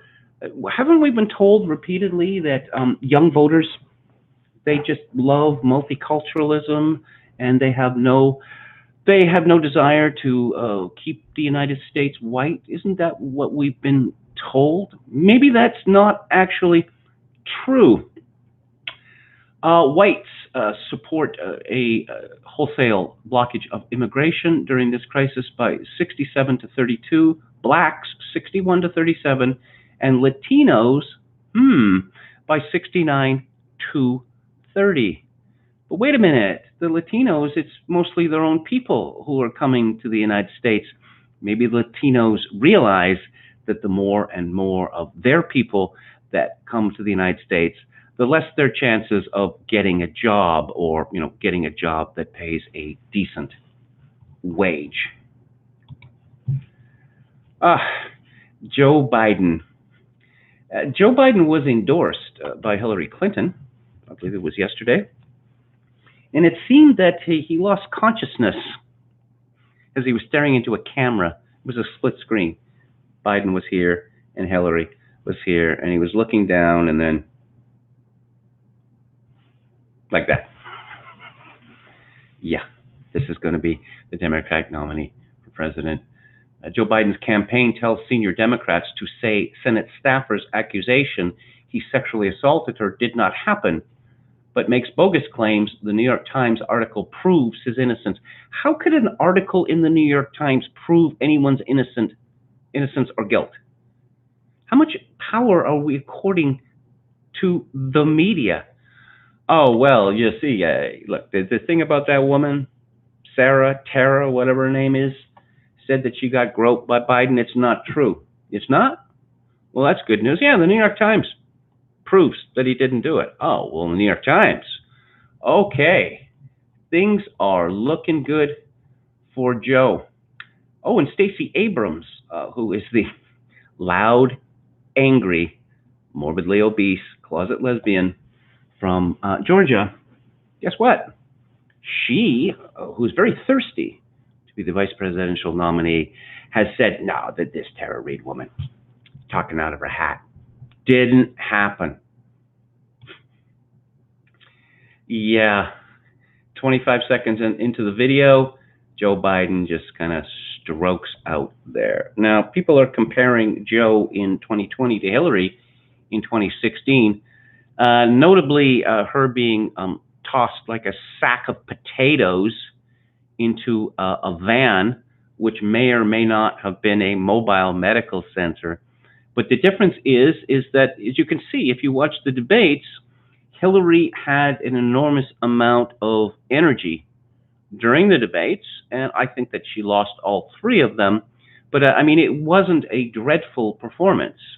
Joe Biden can't even read from cue cards, and he looks zombified. It looks like he's been, he's died and he's somehow been reanimated, and they haven't done a particularly good job of it. Oh, so what are the celebrities doing? Apparently, the celebrities are spending all their day in pajamas, and it's getting a bit wearying. Kristen Bell admits homeschooling is absolutely miserable as she chats to new mom Ashley Graham about her very talented breasts. Does the Daily Mail love Ashley Graham, or is money being exchanged? Ashley Graham is a plus-size model who, for some reason, was put on the cover of the Sports Illustrated swimsuit issue. And she got pregnant. And, of course, pregnancy has been eroticized. So here's, pictures of, nude or nearly nude Ashley. And she's 9 months pregnant. Apparently there's a fetish for this amongst some men. And since then, we have had endless stories about this intolerable woman breastfeeding in public, changing a baby's diaper on the floor of an aisle in Staples, because, she couldn't go back to the SUV for that. No, of course not. And this was photographed because everyone takes pictures of diapers being changed, right? Because everyone wants to see that. And there have just been innumerable pictures of this enormous woman's enormous breasts, and she's breastfeeding. And breastfeeding is quite literally a sexual act. And that's what the breasts are for in women. And so, in our cultures, sexual acts are not done in public. And so Kristen and Ashley are clowning around, and make a mask out of a pair of underpants. Kristen told Ashley to wear a G-string, but she only had large underpants. And there are 3 pictures of these revolting women wearing panties over their face because they are just so zany. So I guess the good news is that, the celebrities are getting, they're tired. But, they're hanging in there because we are all in this together. I'm going to talk about Canada for a little while. Faith Goldie has a piece up on her blog, Canada's Bipartisan Love for Big Pharma, Bucks, and the Vax Agenda. There's a perfect storm brewing in Canada. On one hand, you have Society of Sheeple who want inoculation by force, And on the other, you've got multiple levels of government in bed with the big pharma Bill Gates vax agenda. 60% of Canadians believe people should be required to get a coronavirus vaccine once it is ready. Perfect timing, as a bipartisan consensus is forming across multiple levels of government that coronavirus vaccine is good and should be mandatory. The Canadian government has officially adopted significant portions of the WHO's vaccine agenda. Parliament has approved increased funding for research and supply of more vaccines. A Bill Gates-funded group is using Liberal Party insiders to lobby the Canadian government to accept the vaccine agenda. Prime Minister Justin Trudeau claims that, quote, normalcy will not return without a vaccine that is widely available, and that could be a very long way off, unquote. And again, I'll just say what I always do after reading that quotation, that Canada will have dissolved long before that if he keeps up this insane policy. Of course, there's another alternative there, that a vaccine could be rushed out without being tested properly. That is certainly what happened with the first bunch of AIDS medications, particularly AZT, which killed every single person who took it. There was no double-blind study of AZT done, and as of, I think, going back 10 years, that's the last time I checked, or maybe 5 years ago, there hasn't been a single completed double-blind test of any AIDS drugs. Then why are they approved by the FDA? Because they're so necessary. And I rather worry that a COVID-19 vaccine might be subject to the same coercion. At the federal level, the same committee members recommending that Canada undertake more research for pharmaceuticals are the same people being lobbied by pharmaceutical companies. How did this happen? Through Bill M132, introduced by licensed pharmacist Liberal MP Raj Saini in 2017. Is lobbying playing a role in getting various premiers to support the vaccination agenda as well? Certainly seems like it. Alberta's Conservative Premier Jason Kenney is on board with mass vaccinations. Wellington Advocacy and Council Public Affairs are two of the most prominent groups lobbying the Alberta government, littered with ex-Prime Minister office staffers from the Harper era when Kenney was a cabinet minister, who are fangirls of Bill Gates. Ontario's Conservative Premier Doug Ford is on board with the vax agenda. In both cases, Conservative was put in scare quotes. Ford recently gave a shout out to Apotex during the corona pandemic, a GTA-based pharmaceutical company. Apotex had been heavily involved in attempting to lobby the federal government into passing favorable legislation regarding intellectual property. A complaint was filed due to the alleged questionable nature of the lobbying. Apotex chairman and CEO Barry Sherman and his wife, Honey, were murdered shortly after the investigation began. There aren't any Apotex lobbying reports after the December 2017 murder of the Shermans. I read a remarkable story about this couple, these horrible people, where Mr. Sherman, Barry Sherman, admitted that essentially Apotex was a law firm that also produced pharmaceuticals, because they just sued again. And yes, and apparently there's been no progress made in the investigation of this double murder. Premier Ford refuses to implement Pharma Transparency Bill 160, a law that would have forced drug manufacturers and consultants to disclose how much money they spend in order to push their drugs on the public at large. To quote our friend at canucklaw.ca, with this so-called coronavirus epidemic, Ford seems very interested in pushing to have a vaccine developed. Could the influence peddling of big pharma have something to do with that? Meanwhile, Canada's vaccine strategy involves research in overcoming vaccine hesitancy. Translation, a WHO-directed Canadian government plan of psychological manipulation and propaganda to have citizens overcome vaccine skepticism. Mandatory vaccinations or else. This is Canada's Chief Public Health Officer, Theresa Tam, from a 2010 documentary. You could track people, put bracelets on their arms. Police checkpoints are set up. Everyone leaving the city is required to show proof of vaccination. Those who refuse to cooperate are taken away to temporary detention centers. You remember I was saying about public health officials? How they love bossing people around. Speaking of or else, since all the anti-vax types hail from one racial group, whites, we could just get rid of them and replace them with immigrants, the group most likely to accept vaccines. And this refers to this horrible woman from Baylor University in Texas, Carol J. Baker, MD, a former high official of the CDC, said, yeah, if you just get rid of all the white people, then there wouldn't be a problem with vaccine hesitancy. Yeah, how about that? Hey, before the mass vaccination of the population, you all don't mind if we test a couple more corona cases with CDC-issued contaminated kits, do you? You're starting to get the pandemic picture yet? Or will it take a medical certificate forcibly implanted under your children's skin to wake you up? And in a more female commissar news, there have been a number of these stories. This must be one of the easiest stories to write because essentially you are just repeating what has been written many times before. You might have to shuffle a couple of names. Female leaders at the forefront of successful battles against COVID-19. Yes, in other words, the price of matriarchy is eternal panic. Women being bossy. Who could have seen that coming?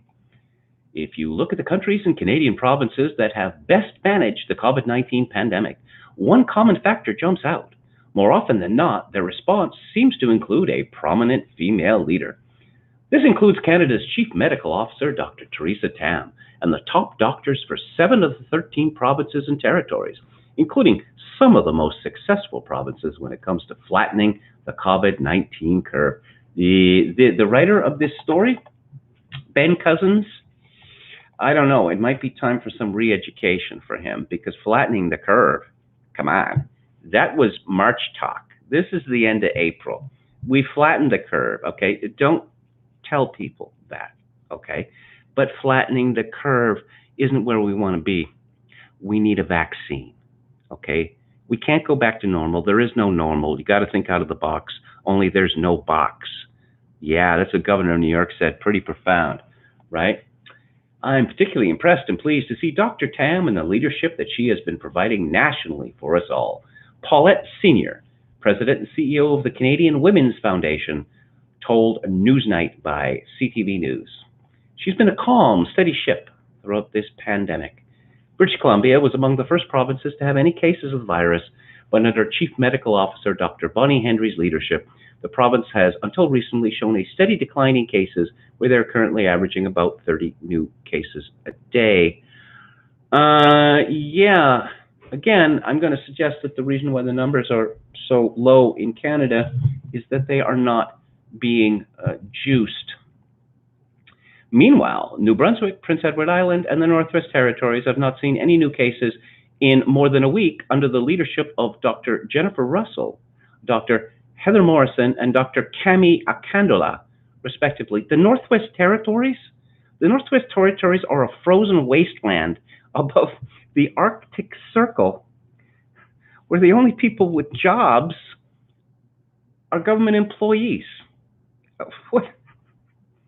In Newfoundland and Labrador, Dr. Janice Fitzgerald has only had to report 2 new cases of the virus in the past 10 days.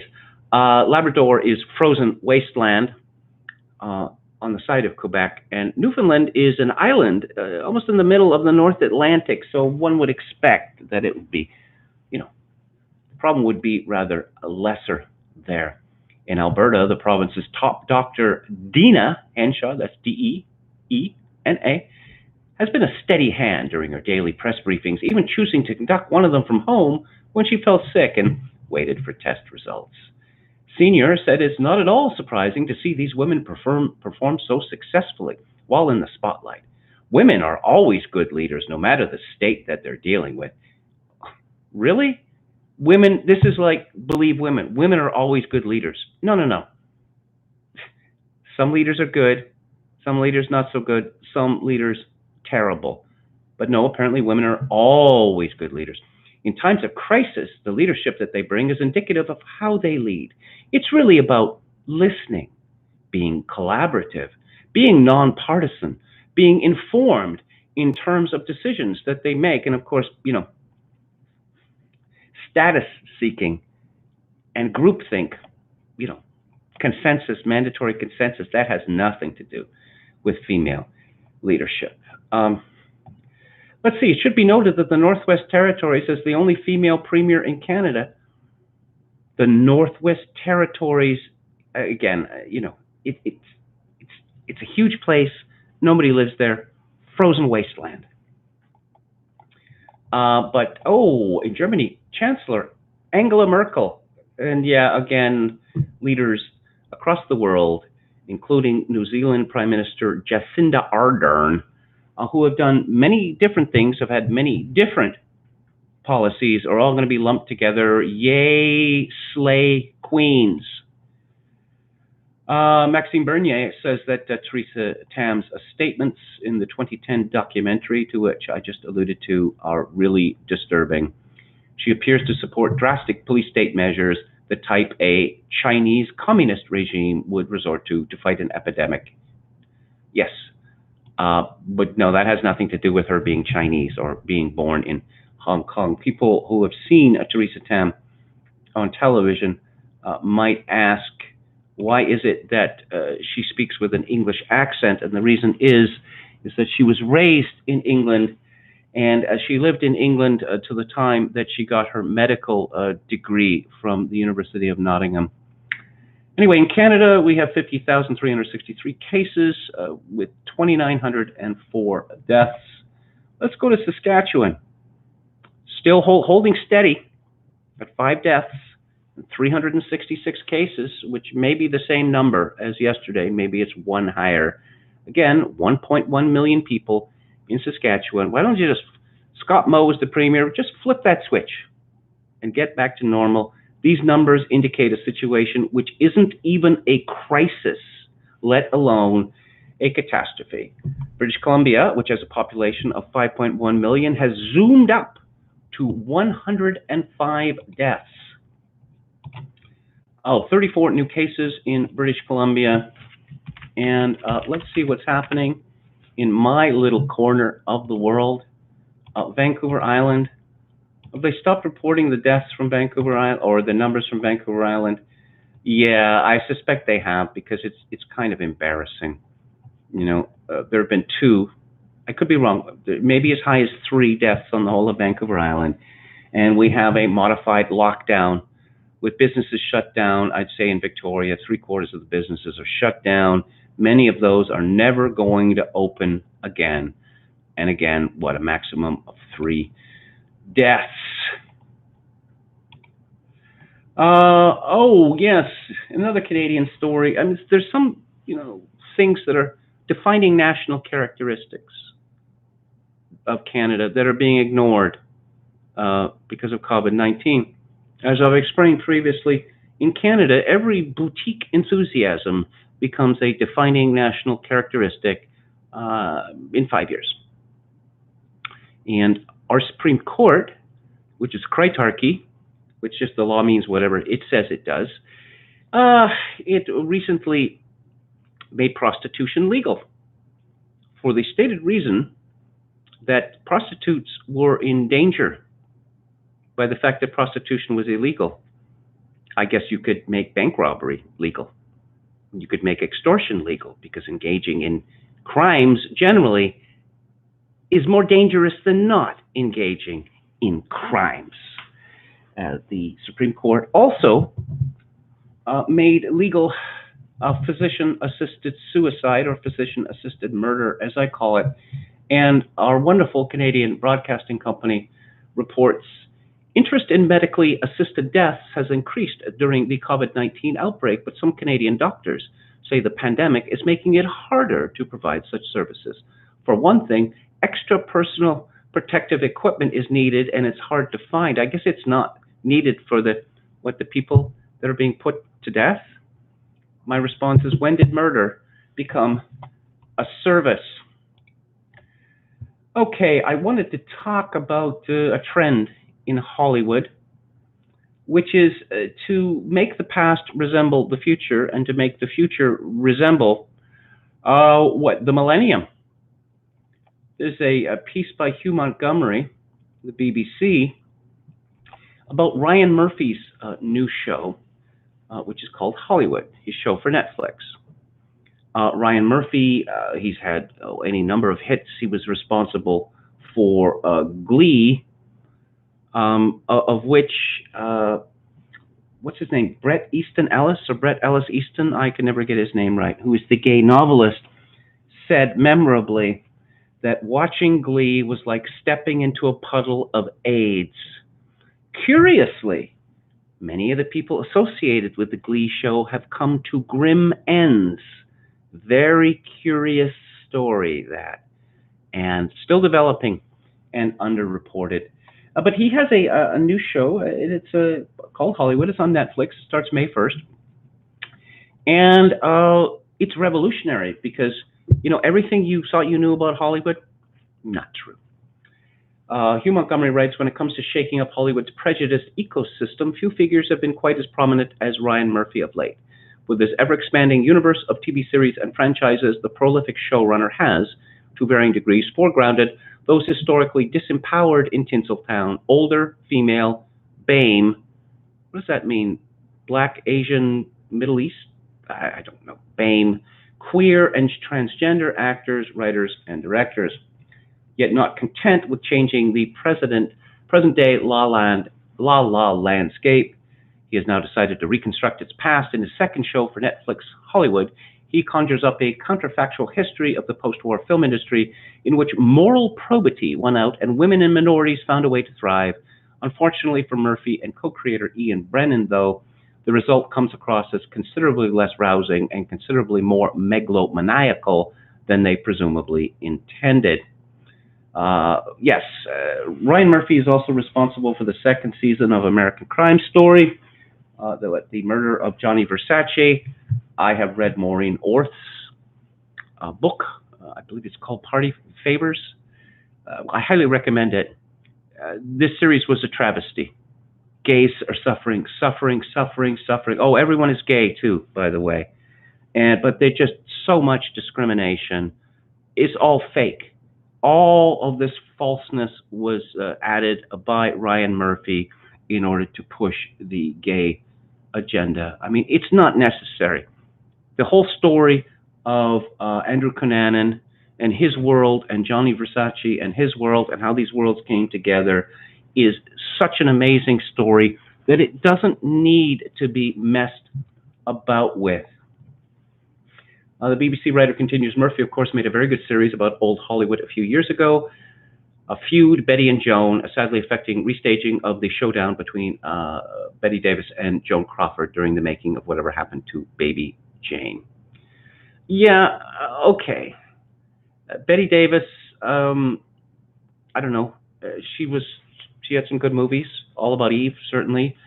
Joan Crawford, yes. I liked Humoresque very much. But this, the old bitchy ladies, this is such a tired gay stereotype that, don't stereotype us. Then, why don't you just drop your obsession, with ancient Betty Davis and Joan Crawford's, bitching at each other.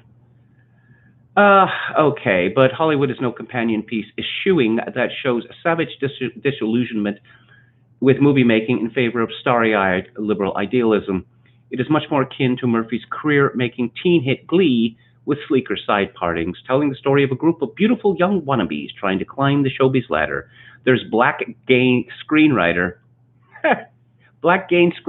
yeah, Archie, played by Jeremy Pope, and his closeted white actor lover Roy, played by Jake Picking, half Filipino director Raymond, played by Darren Criss, and his black actress girlfriend Camille, played by Laura Harrier, and an equally pretty straight white male, unhappily married war veteran, I wonder what happens there, turned aspiring thespian Jack, played by David Corenswet, thrown in for good measure. In one fell swoop, the characters bust through bigotry, realize their dreams, and redefine the industry. Well, if you look at movies made, let's say before 1970, particularly movies made before 1965, and I'm talking about Hollywood movies, you will see that there are very few black people in them for a very simple reason. White people were not interested in black people. They just didn't care. They didn't care.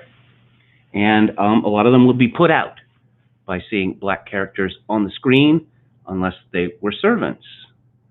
And but now, of course, we're all supposed to be tremendously interested in the lives of black people, and of course, we are not. If we were tremendously interested in the lives of black people, I suppose people would ask questions like, "How did Detroit and Baltimore become such shitholes? I mean, this is nightmarish what they've become. Maybe the government should seize control over these places and make them better, because how can people even live in these places?" But no, that's not going to happen anytime soon. So yeah, apparently all the men in Hollywood, old Hollywood, were gay. And there was this hustler named Scotty Bowers who pushed this story for years and years and years. You know that famous dead guy that was in Hollywood? Gay. Yeah, and I know that personally because I pimped for him. Yeah, you see, you keep hearing this narrative, and the narrative is if men were true to their desires, they would be gay. That's number one. Number two, many more men are being true to their desires than is acknowledged. That's where you get this, ridiculous, like 1 in 4 figure, when it's actually more like 1 in 66 or 1 in 67, because they keep pushing the idea that, oh, everyone is secretly gay, or everyone in the past was secretly gay.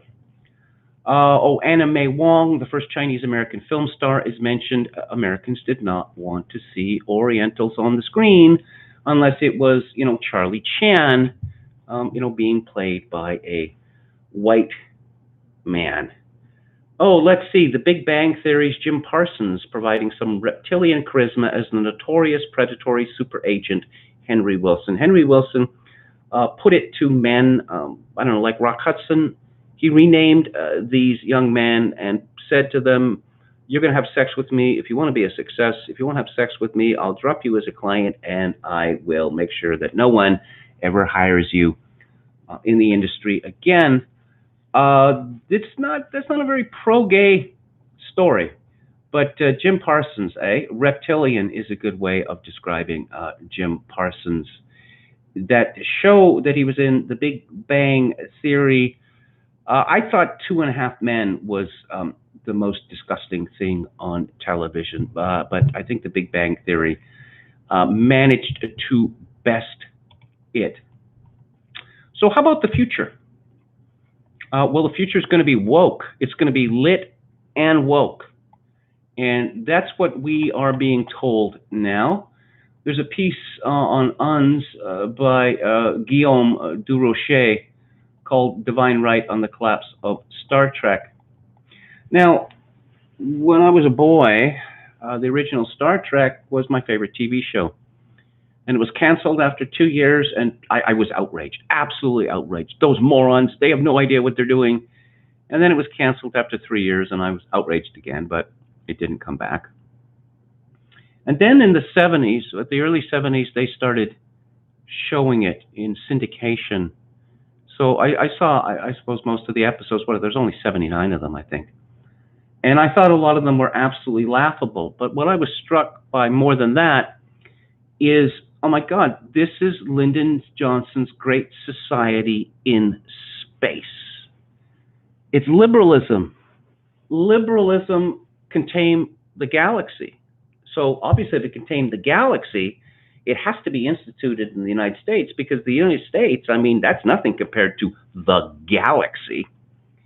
And in that vein, I particularly remember an episode which was absurd, particularly absurd, that there were these 2 men who were deadly enemies, and they were white and black. That is to say, divided down the center, but one was white on the right side, and the other one was white on the right side, and and vice versa. And one of them was being played by Frank Gorshin, who was an impressionist, who also played the Riddler on the Batman TV series. So they're trying to, kill each other to, make some sort of point. And I'm watching this thinking, wait, no, wait, don't tell me. Don't tell me. I can get it. I can figure it out. Racial prejudice is bad. And so much of the show was like that. You know, it just, if every place on earth, adopted the values of the Great Society, there would be no more war. There would be no more hunger. There would be no more strife. And the author of this piece points out that Star Trek very much embodied what liberal American white males of the 1980s and 1990s thought the future would or should look like. Secular, sexually liberated, humanistic, meritocratic, equitable, and technological. A man's world, basically. In this world, religion plays practically no role in public life. Problems are solved with diplomacy instead of violence. Money doesn't exist, so there is no capitalism, greed, or want. People spend their lives bettering humanity and doing other such noble things like negotiating peace with aliens or exploring the universe in one of Starfleet's advanced starships, each equipped with a plethora of miraculous technologies. In their leisure time, the crews of these starships visited a holographic room, the holodeck, which can conjure any fantasy into a photorealistic facsimile of the real thing. And of course, yeah, they're just not going to go nuts with kinky sex fantasies on the holodeck, right? That would never happen. It's just, beautiful meadows and things like that. And, maybe you could bring your mother back to life, and have a heartwarming conversation. You just would never want to do anything vile or disgusting if you had the absolute power to recreate any fantasy. Probably the only place in the Western world where this mentality can still be found is California's Silicon Valley. As in the fictional world of Star Trek, men do most of the work. They advance through meritocracy, and there's something akin to a fraternal culture irrespective of the prevailing progressive ideology.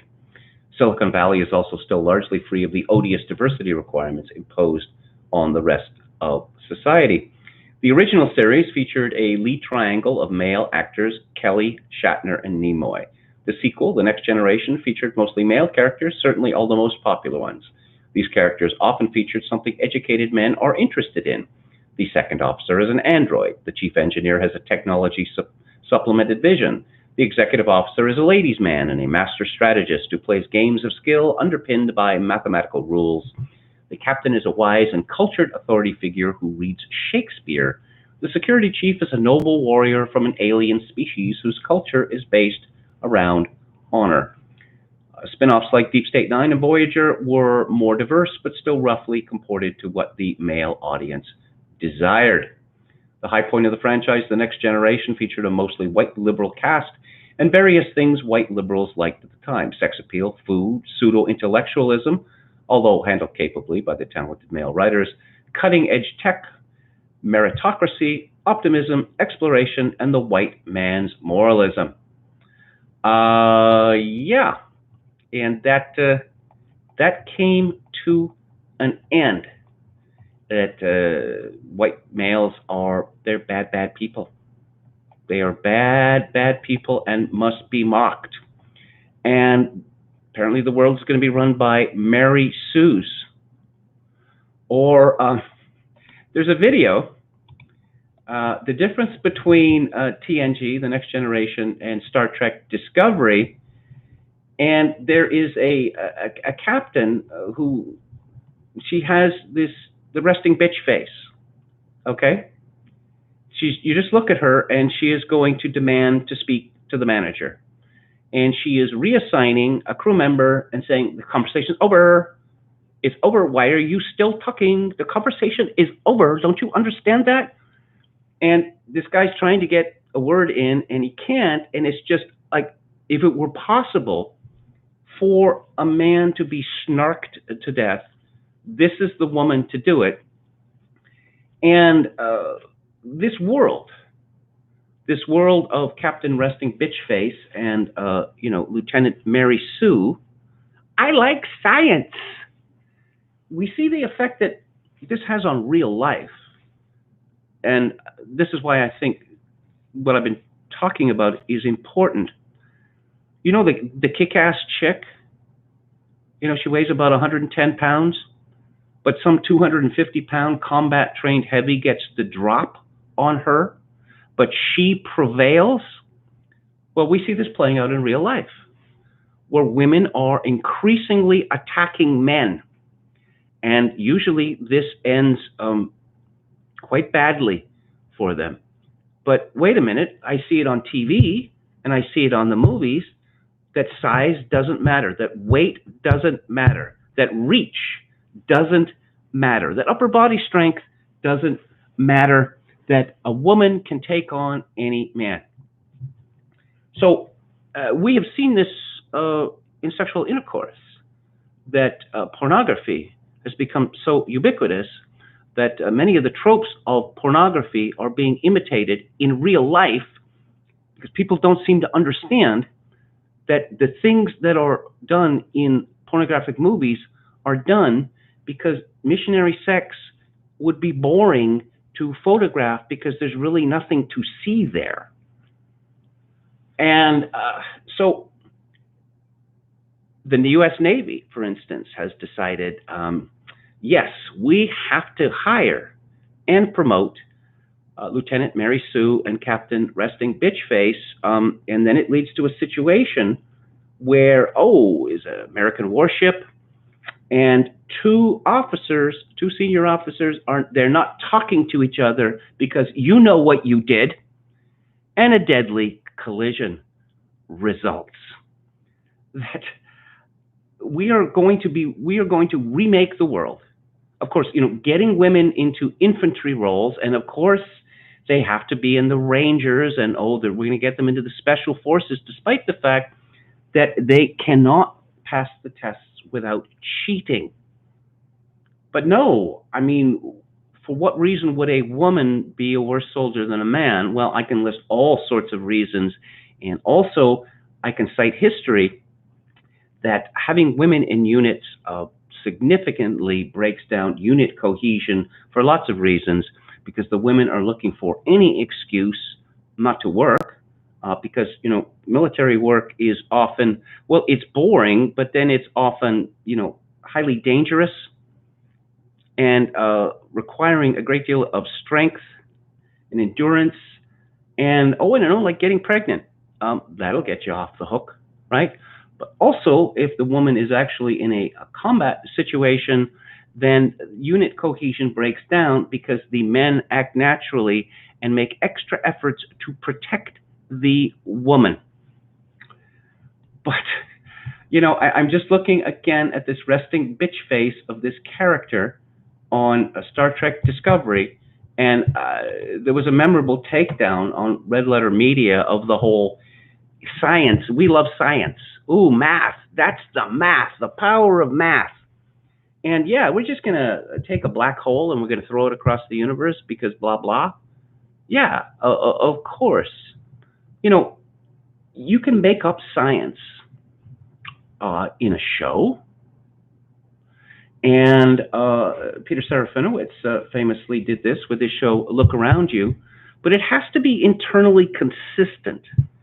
And if it's just, we can do impossible things because, you know, this is what, you know, what I've called the Stuckenschmidt-Poincaré protocols.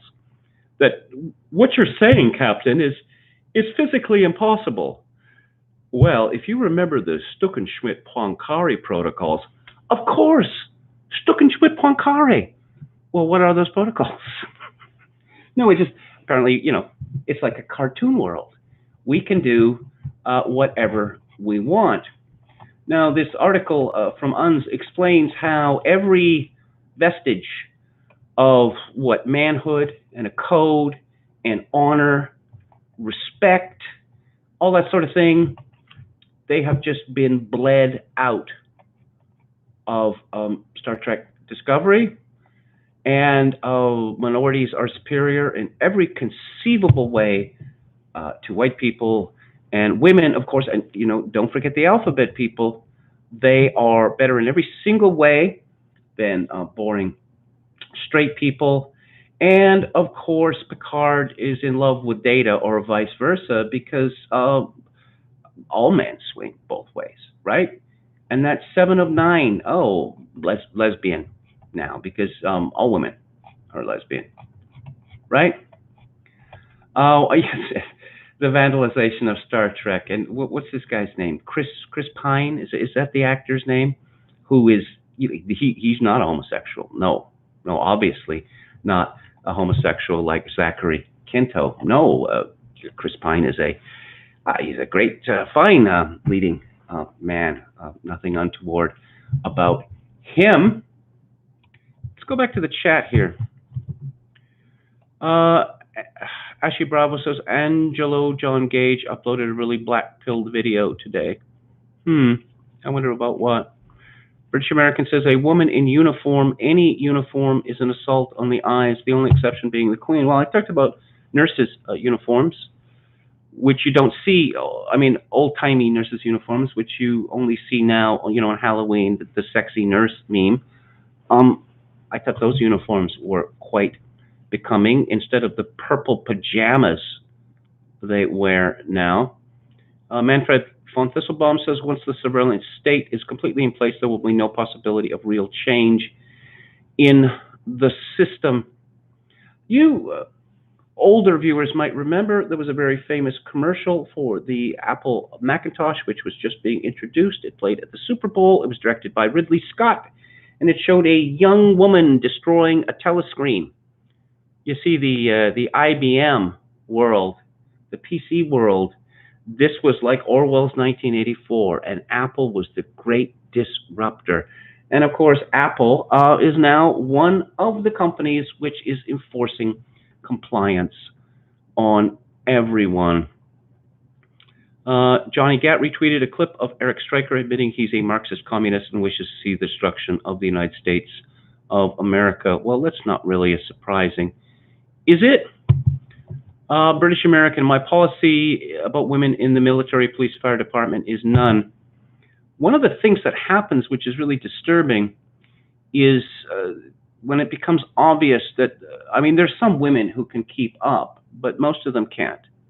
And a lot of them fail egregiously, but you can't get rid of them because you would be accused of misogyny, racism, whatever. You would face lawsuits, class action suits. So these women get kicked upstairs and they take control of these institutions thereby. It's funny, I'd seen very little of the police during this emergency. I used to see a lot more cop cars than I'm seeing now. And one would have thought, what would this be, an emergency and all, that you'd see more of a police presence. But I've noticed that the Victoria Police, they really have a disinclination to ever venture into any situation which could lead to physical harm. Ashley Bravo says, Greg Johnson said he was willing to shut down the economy every year to lessen flu deaths during flu season. Well, why don't we ban sports? Stadia, it can hold 60, 70, 80,000 people. This is just a vector, disease vector, right? It should be torn down. You can't have people sitting cheek by jowl. That was the old world. That world's been destroyed. Okay, as KMG has pointed out, the space program was halted basically in order to free up dollars for black enrichment. Yes, this is true. This is true. That before Hidden Figures, the black leaders were all saying that it was an outrage that billions of dollars were being wasted on putting a man on the moon and then putting a man on the moon again, and then again, and then a couple more times again. Yako Raipala says Babylon 5 was so much better than Star Trek.